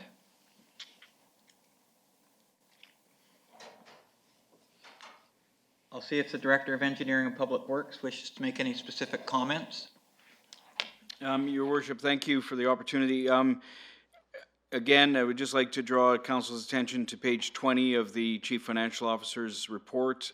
She had mentioned the graph from the asset management process that we're going through, and it gives Council sort of a projection of some of the major spendings that we will anticipate over the next few years. So this is unfortunately one of the major expending years, and that comes from the Zone 5 booster station, Zone 2, and some of the other larger projects. So really just a big year for us in water. Great, thank you very much for those comments. Councillor Lavery. Yes, thanks, Mayor Harrison. I was actually going to point out the same graphs that the Director of Engineering did. I think they're very helpful to have, very helpful to show to the general public, because nowadays, as much as fire trucks cost a lot of money to a mind-boggling amount, the millions of dollars to replace booster pump stations, and they are starting to age out.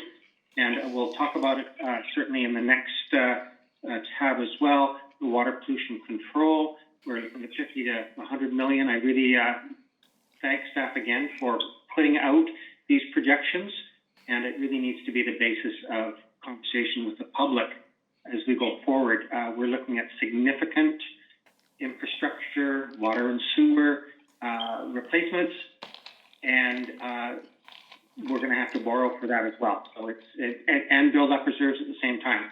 So there's a mighty task ahead of us. I think staff is on top of it. And again, I think asset management is very helpful to be looking at those projections. Thank you very much. Thank you for your comments. Councillor Flynn.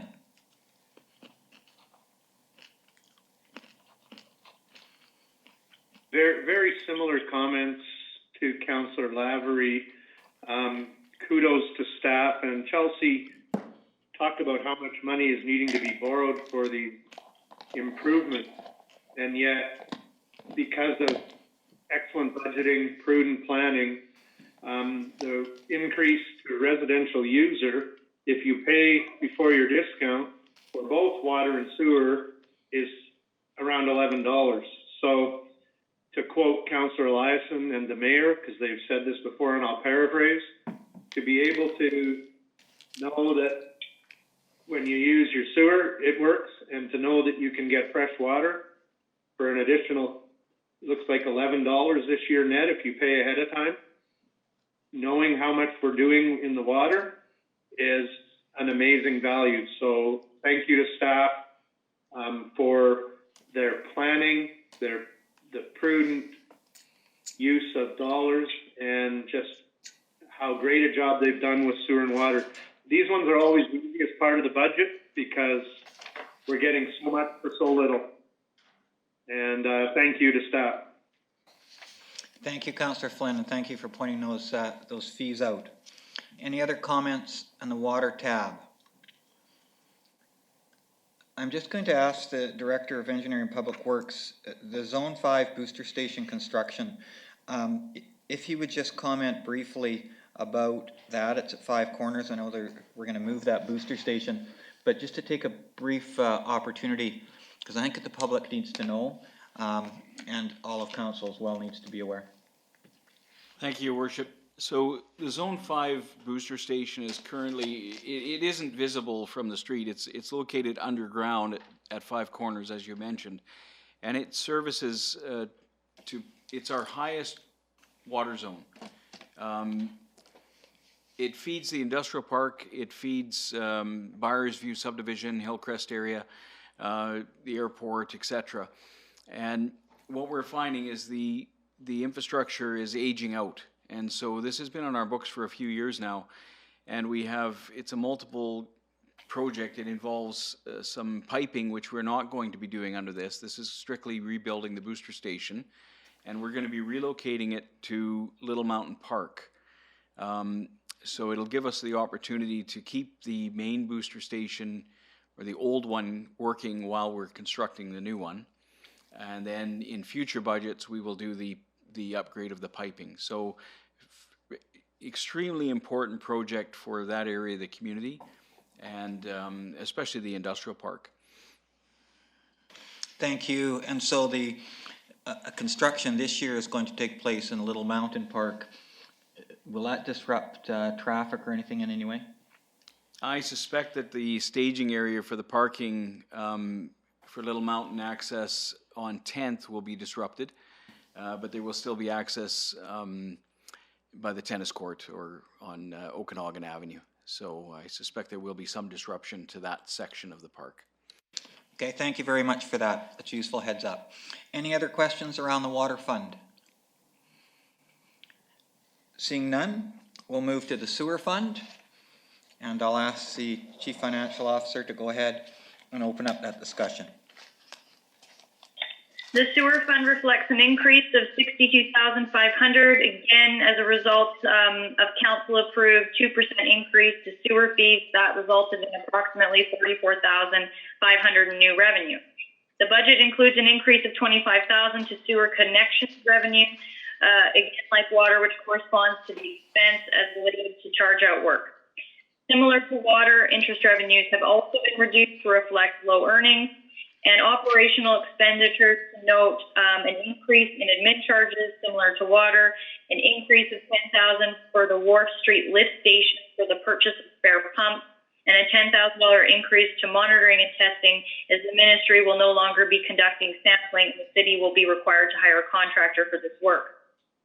Significant maintenance expenditures include a VFD replacement for $30,000 and UV bulb replacements for $50,000 at the Waste Pollution Control Center. The capital budget includes additional funds for the design of the WPCC upgrade for $200,000, and as discussed in my memo, the design is the next step following the site selection study. Current estimates are indicating that the upgrade itself will cost between $50 and $100 million, depending on location. This project likely to have a significant impact on the city's debt position and long-term debt strategy going forward. As previously discussed with council, the city's borrowing capacity is restricted by provincial legislation and the city's ability to pay. Similar to water, my memo provides a visual aid and summary of large projects. In related to the sewer funds, it should be noted that the graph does not include the stage 5 upgraded to the WPCC, as the scale would render the rest of the years unreadable. Thank you. Great, thank you very much. Director of Engineering and Public Works, do you have any comments on the sewer fund? Again, Chelsea's memo speaks to quite a bit of the importance of the upgrades. I won't steal Councillor Lavery's thunder. He can point to the chart. So, because asset management is very important with these large infrastructure projects. One of the things that I feel is also important is we will be doing a fairly major sewer upgrade on 75th Avenue Northeast, and that will actually render some of the existing sewer pipe that's in the foreshore of the lake redundant. So we'll be basically moving that pipe onto land under the street. So that's a very important project for us. And of course, with the Water Pollution Control Center, we will be bringing a report to council. We have completed the site selection study, and that will be coming to council in February. So we'll have lots of discussion over that. Thank you. Great, thank you very much. Comments? Councillor Eliason.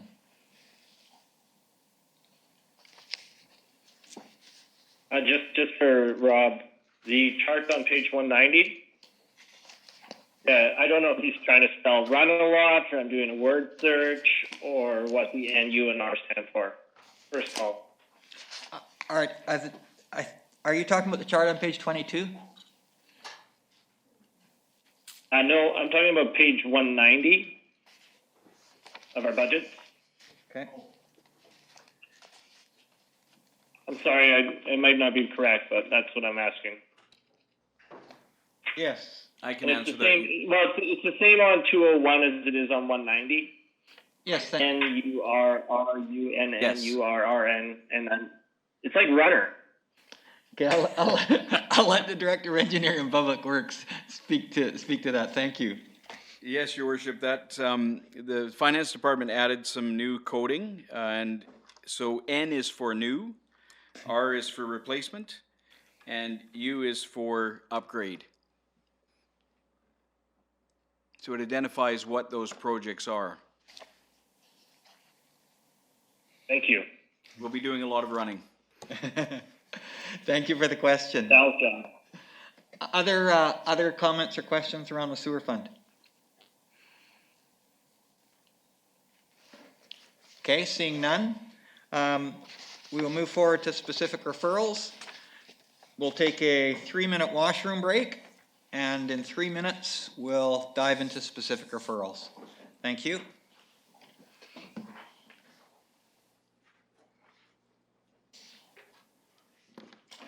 Specific referrals. Just the process for specific referrals will be this.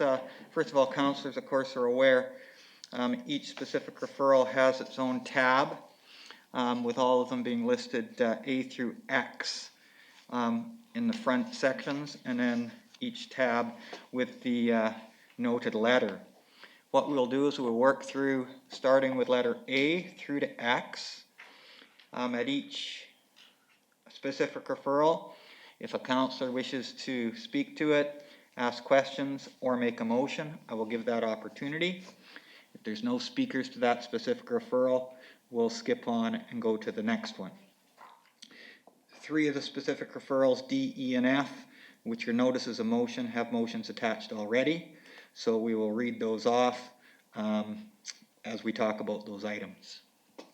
So we'll start with specific referral A, Pat and Brian Casa, installation of sidewalk, curb and gutter, asphalt and street lights along 20th Street Northeast.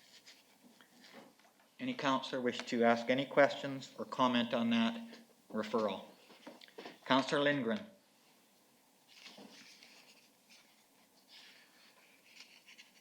Thanks, Your Worship. So under COVID, we've been approving a lot of the sidewalk and trail type requests, and I would suggest that this falls into that category. I think the applicant or the person who submitted it has made a fairly good case for why the city might want to consider covering the cost of this particular piece of sidewalk. It doesn't look like development is going to be able to make it happen. And I wondered whether or not there'd be support to at least push back the bank and put gravel there. So if we can't, I'd like to see the sidewalk completed so it finishes the look of the neighborhood and makes it safe for people to walk there. However, if there weren't support for that, I would be happy with pushing the bank back and putting gravel down so that people have a safe place to walk rather than being out into the street there. Okay, can I suggest, Councillor Lindgren, that you make a motion and see how that goes? Sure. I would move that we complete the installation of the sidewalk, curb, gutter, asphalt, and streeting lights along 20th Street for a cost of $55,000 from COVID funds. Thank you. Councillor Flynn says he'll second that for discussion. Councillor Lindgren, do you wish to speak to your motion further? Sorry, I think I probably did that already, so I'll give someone a turn to another turn. All right, thank you. Councillor Flynn. Thank you, Worship. Question and then perhaps comment. So just so I'm clear, and I think this is the quick comment, this is the best the tabs have ever been for the specific referrals. We have just about everything costed and we understand it, but just so I'm clear, Director of Engineering and Public Works, this piece for this amount is to do the part where it's unlikely that it will ever be developed. We're not going to spend money on the piece where it could very easily be developed still? Director of Engineering and Public Works. Your Worship, Councillor Flynn's question's a little bit hard to answer. The property that is in question here can be developed at some point in the future, should the people choose to sell the property or to subdivide it. So the sidewalk in front would be part of that development. It would be a requirement through the Subdivision Development Services Bylaw. So what we have done is we've put an estimate together for the connection between those two previous subdivisions. So one is the Arsenal subdivision, and then I can't remember the name of the other people that just subdivided, but so it can be developed in the future. But the estimate that we prepared is to do that frontage. I hope that's answered your question. Yes, thank you. Councillor Flynn, go ahead. Yeah, well, I guess where I'm confused is the letter from the Casas on second page of tab A says that the piece that's missing is about 150 feet long and the road is narrow at this point. But it says there's two sections. The first is before the new Rock Bluff subdivision, so that's going to be done by a developer. Is that already being worked on? No, I think that's that piece of property that is being referred to in the letter. I think the letter writer feels that there's likelihood that that piece will be developed. Okay, so our piece that this can cover, that staff has done the estimate, is about 150 feet long and is between 3960 and 4001 20th Street. So I'm gathering it's that piece, not the piece that may get developed. That's correct. And I understand what you're saying, Director of Engineering and Public Works, is that there's nothing saying that that this piece couldn't be the property couldn't be purchased and developed, but it has a fairly significant single-family dwelling on it, and it's probably unlikely or a long time away. That's correct. Okay, thank you. Thank you. Councillor Eliason. Thanks. Is this something that staff's planning to do in the near future, or could be included in next year's capital budget? Director of Engineering and Public Works. Your worship, this was not something that we were planning because typically we wait for development to happen in order to do these sorts of sections of sidewalk. We do have a list of sidewalks that sort of have been prioritized for us to work on. And so, again, if it's up to council, this could be done, but it's in front of a property that could be developed in the future. Yeah, I'm willing to hold off for a bit on this one. Thank you. Thank you. Could I just ask the Director of Engineering and Public Works, road right-of-way, would there have to be lands purchased from the owner of the land in order to do the project? Your worship, I would have to look into that in more detail. We may need to purchase some for right-of-way, or we could develop it within the existing right-of-way, but it might not be to the full city standard. Okay. The other question I have is, I also know that there's 2 power poles, like right in the middle of where that asphalt walkway would go. Is that included in the quote? It appears to be. There's the installation of ornamental streetlights, so I'm assuming that that was looked at. Okay, thank you. Any other comments on this item? Seeing none, I will call the question. All those in favor?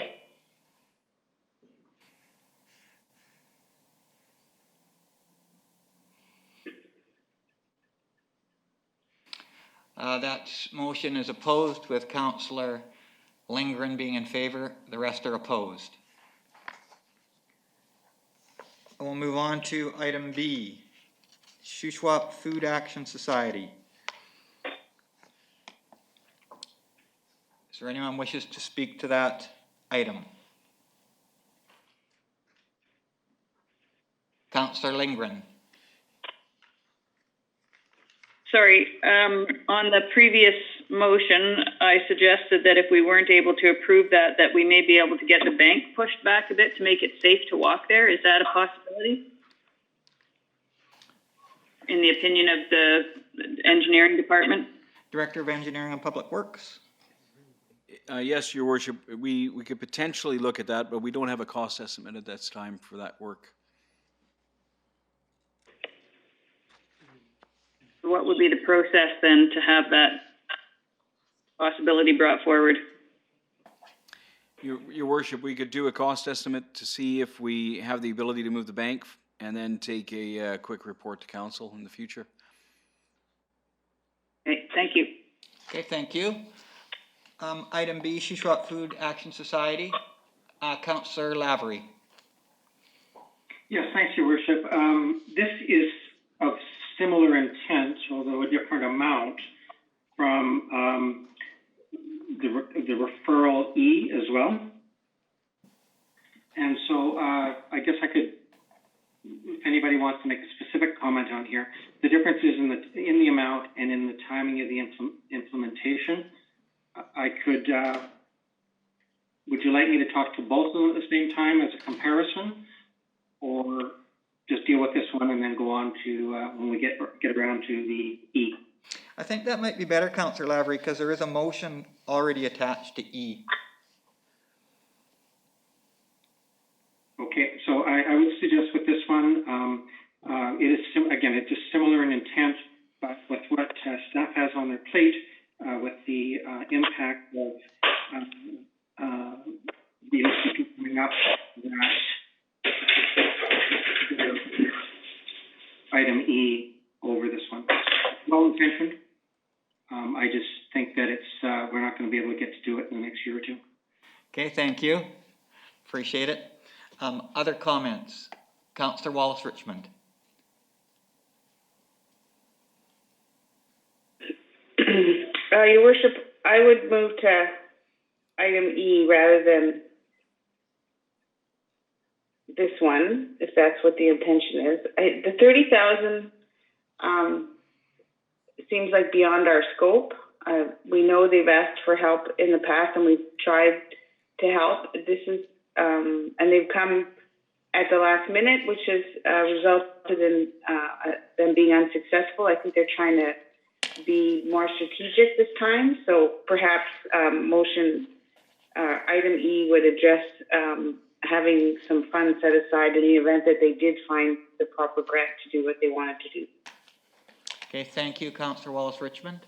Sounds like there's agreement that perhaps we should move it to item E.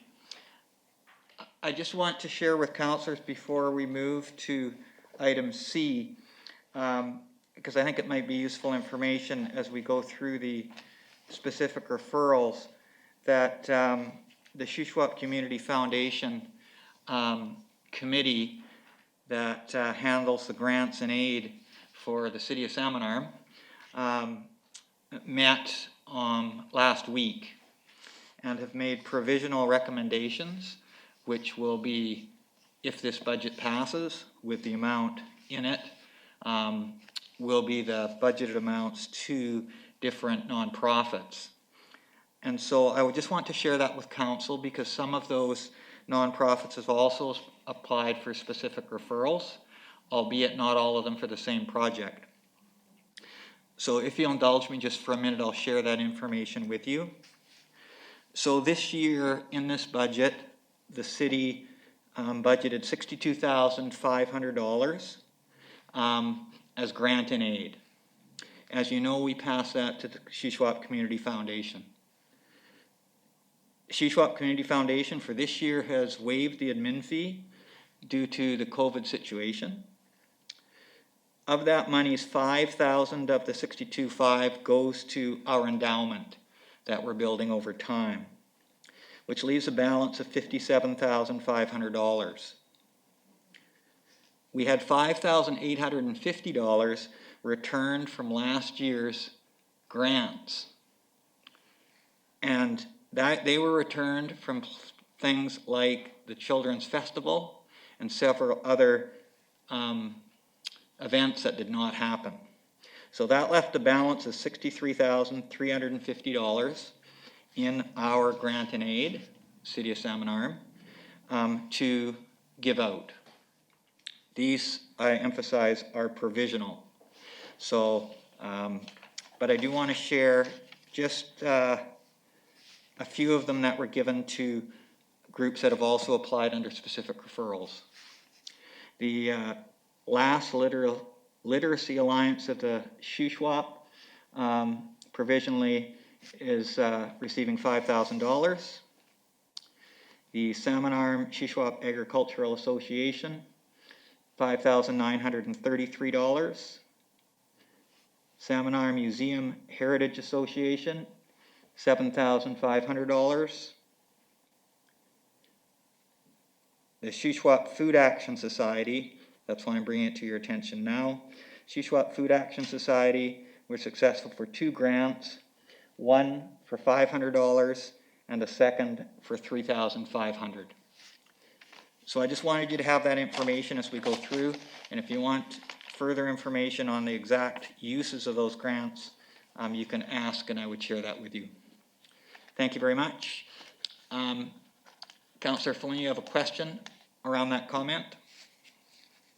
Yeah, as we all know, we have for years used the Shuswap Community Foundation, and it does a great job. My question is, in light of COVID and the fact we have COVID funds, we haven't discussed whether we should be supplementing our normal contribution because nonprofits have been impacted so negatively. And in light of what you've said, none of those amounts that have been granted are matching the applications with us, but there's still some money going to those organizations. Have we thought about or discussed providing any more to the community foundation, or have they asked for it?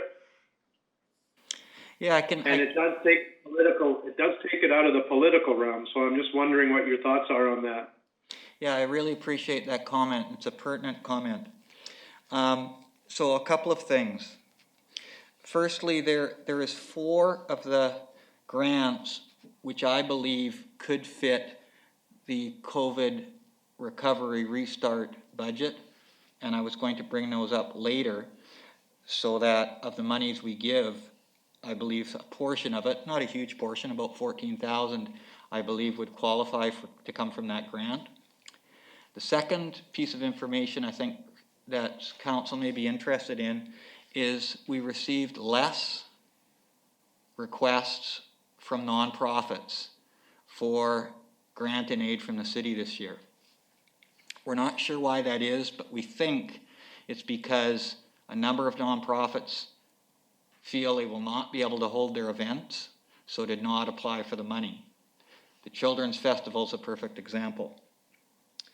The third piece that council may be interested in is that the committee granted provisionally $43,820, which leaves a balance of $19,530 that has not been granted. Council will be able to decide several things. First of all, do you still want to leave the money in the budget? If so, we'll get a letter from the Community Foundation with our choices. Everything from add that amount to our endowment to take that money and form a grant of our own here for nonprofits. It would be up to council. So that's the information that I can share with you. Okay, that leads me to a question then. The money that we had in our budget for the Shuswap Community Foundation, that's built into the budget already? And can any of that be replaced from general revenue with COVID funds? I'm just asking. Yes, and maybe I probably wasn't 100% clear, so it's an excellent question. That $62,500 is in the budget. I believe about 14,000 of it could come from the COVID safety amount. And at the end of this, I was waiting until we got through specific referrals, but that will be my suggestion. Okay, so you'd prefer to wait for that, but obviously that's a pretty clear motion that can reduce our general revenue. And then you're saying that my comment was to add some more to Community Foundation, but they're not even going to be able to spend what they have, so we will find out on that moving forward. Yes. Okay, thank you for that update. I had no idea, and I really appreciate it. Yeah, sorry for the late update, but we just met on Friday, so we're just working through it now, but that's the most recent information I can share with you. And I just want to emphasize those grants are provisional at this time until council has passed their budget. Okay, we will move to the Shuswap Trails Roundtable. Any comments from council?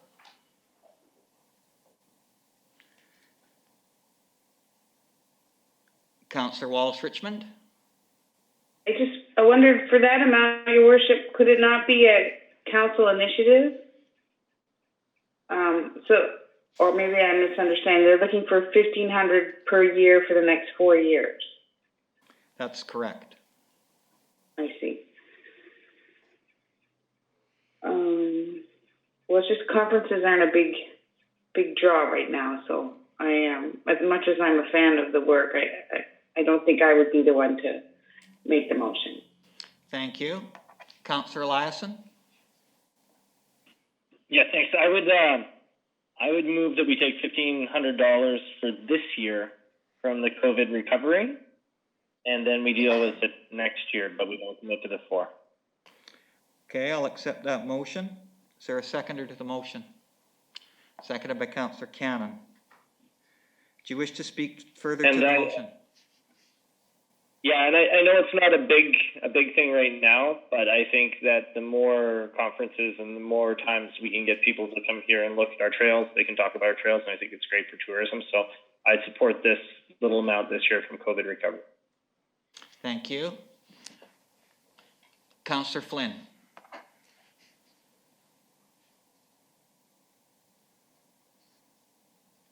I think Councillor Cannon's note after mine is, well, she's seconding. I thought maybe she was saying, if we've got the COVID funds, I feel like we should commit to 2 years. I don't know if we can, or say $3,000. I don't think this is really conferences. I think it's more people getting together, hopefully in the future, around a round table, and it may be virtual, but there's no question the value of trails and the use of trails and how much work they've done. So I'm just wondering, can we do 2 years, or is it better to just keep it to a single year? Okay, the motion presently is to a single year, and I'll have discussion around that at this time. Okay. Councillor Lavery. Yes, thank you, Worship. I can maybe provide some background and then some commentary as well. This is for the annual roundtable, where it's a regional discussion of initiatives. It's very helpful for a regional view. In the past, the city, I think, at 1 year did fund it. The request is going out. I believe will be in the upcoming CSRD budget for a portion of that, an equal portion of that funding as well. And it's $1,500, whether that's virtual or in person, to get together, to look at initiatives, to rank order, to prioritize, to give feedback back. So I think it is well worthwhile. I was actually going to say that while the request was for 4 years, I was going to suggest 2 years, and that would flange up with the force floor monitoring as well, and both of those could be reviewed at that time in 2 years. And just based on the comments, there are other asks here for the website. This is not about our annual fee for service. This is a separate request for the roundtable. We didn't fund it last year, maybe not even the year before, and it kind of got missed in the request budget. So I would support, if there's I don't know if we should be doing 2 years coming out of COVID. I'd certainly support COVID restart this year, and then I'll make a mental note to bring it up again. Okay, thank you. Any other speakers to the motion? Yes, Councillor Lindgren, that is specific referral X in the specific referrals.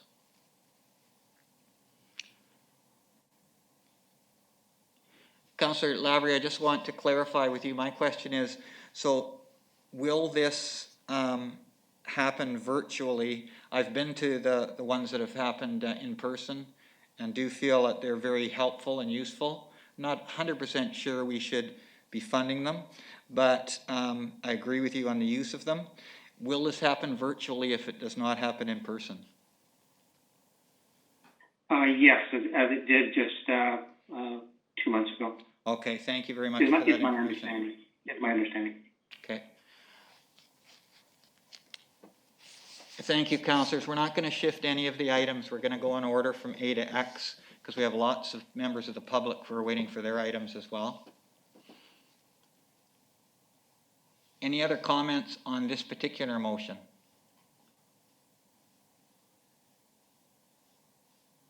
Seeing none, I will call the question. All those in favor?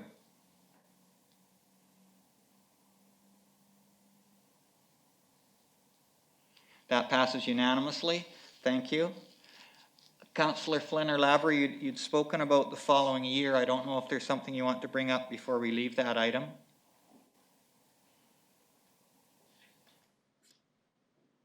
Okay, seeing none, we will move forward then to item D, Transferred Active Transportation Reserve, Notice of Motion. And so there is a motion, and I'll ask our CAO to read the motion off. There it is on your screen.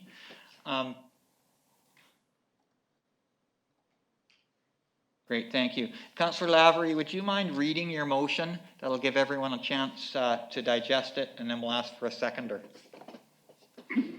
Thanks, Your Worship. And this is one of a number that was put in late August in anticipation of a regular fall budget. So I will change one amount and then speak to that later, the amount and then speak to that later, Your Worship. Yes? So whereas there are, do you just want me to do the therefore or the whole thing? I think the whole thing would be helpful. Whereas there are increasing opportunities and demands for active transportation for health, recreational, commuting, and environmental reasons, and whereas an updated comprehensive active transportation plan is the best way for the community to renew a vision along with policies and actions to guide the development of safe, attractive, and convenient active transportation options for people of all ages and abilities over the next 20 years.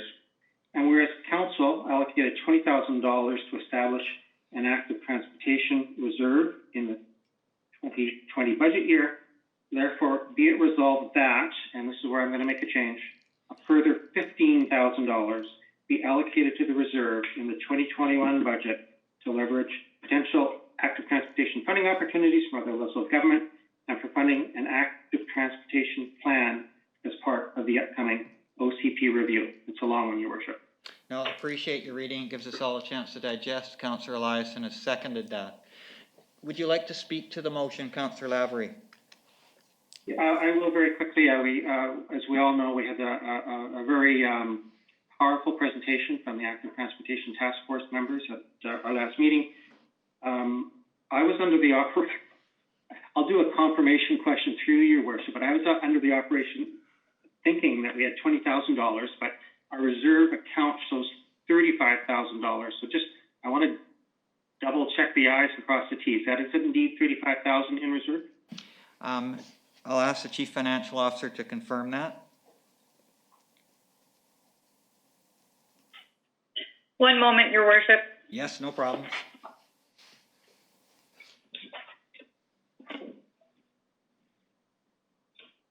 That's correct.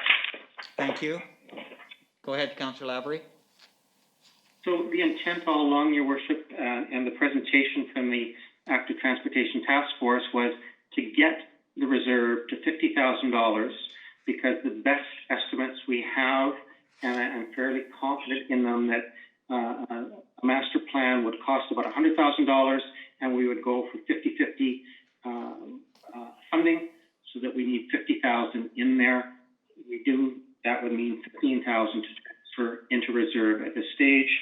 I could go on about what I feel the importance of it is, but I'll defer to the strong recommendations from the task force who approached council last week. Thank you, Councillor Lavery, and I see Councillor Eliason has seconded. Councillor Flynn, you wish to comment? I absolutely support this, like the fact that it's getting us to 50,000. My only question is, I can't see any reason why this isn't COVID-19 recovery funds, but I'm going to leave that to others, but I'd sure like to see it come from our recovery funds.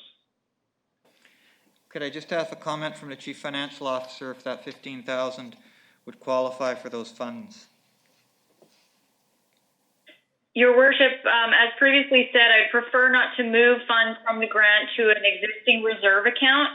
However, if we were moving forward with undertaking the plan, I think that it would be fine as a project within the budget to include a transfer from the reserve specifically for that project. I think that would be the way to do it at that time. Thank you for that feedback. I'll turn it back to the mover of the motion. Do you wish to alter your motion in any way, Councillor Lavery? Your Worship, if I understand that correctly, I think we still have the flexibility down the line. This is dependent on a grant opening coming up, us being successful in an application. So I would say that we're not going to spend the money until the time that we know it. And if I'm understanding the CFO's advice here as well, that we're going forward, then we could consider switching between reserves. Yes, that's my understanding. But to keep it, this is going to come out of taxation, and to keep it at this stage.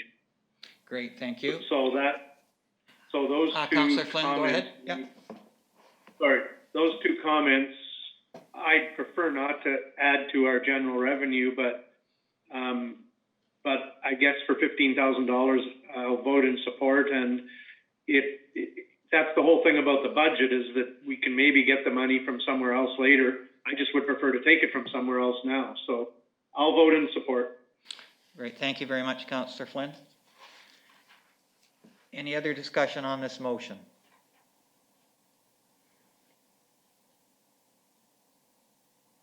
Okay, so just for councillors' information, we are going to vote on this motion and then we're going to recess the meeting as we had until 4:30, and I will talk about when we're going to reconvene. So I'll call a question on the motion. All those in favor? Thank you very much. That passes unanimously. So council, we will reconvene this meeting on Monday morning. I'm just going to check with the CAO. I'm thinking 10 o'clock. I'll check with the CAO and see if he feels that would be appropriate. I believe so, Your Worship. Okay. Corporate officer, I know that you're organizing the in-camera meeting before the council meeting, probably for 1 o'clock. So if we meet at 10, that should give us at least 2 hours, which should be ample time. That's correct, Your Worship. Okay. Councillors, we're looking at reconvening this budget meeting at 10 a.m. on Monday morning. Is there anyone who has difficulty with that time and date?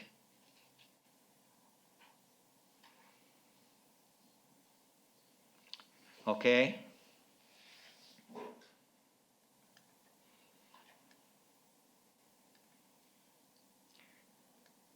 Councillor Lindgren, it would be important to have you there.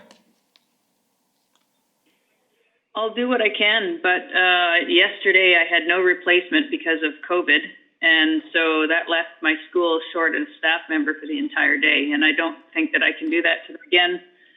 So I'll have to find out whether or not replacements are actually available. Okay, I understand.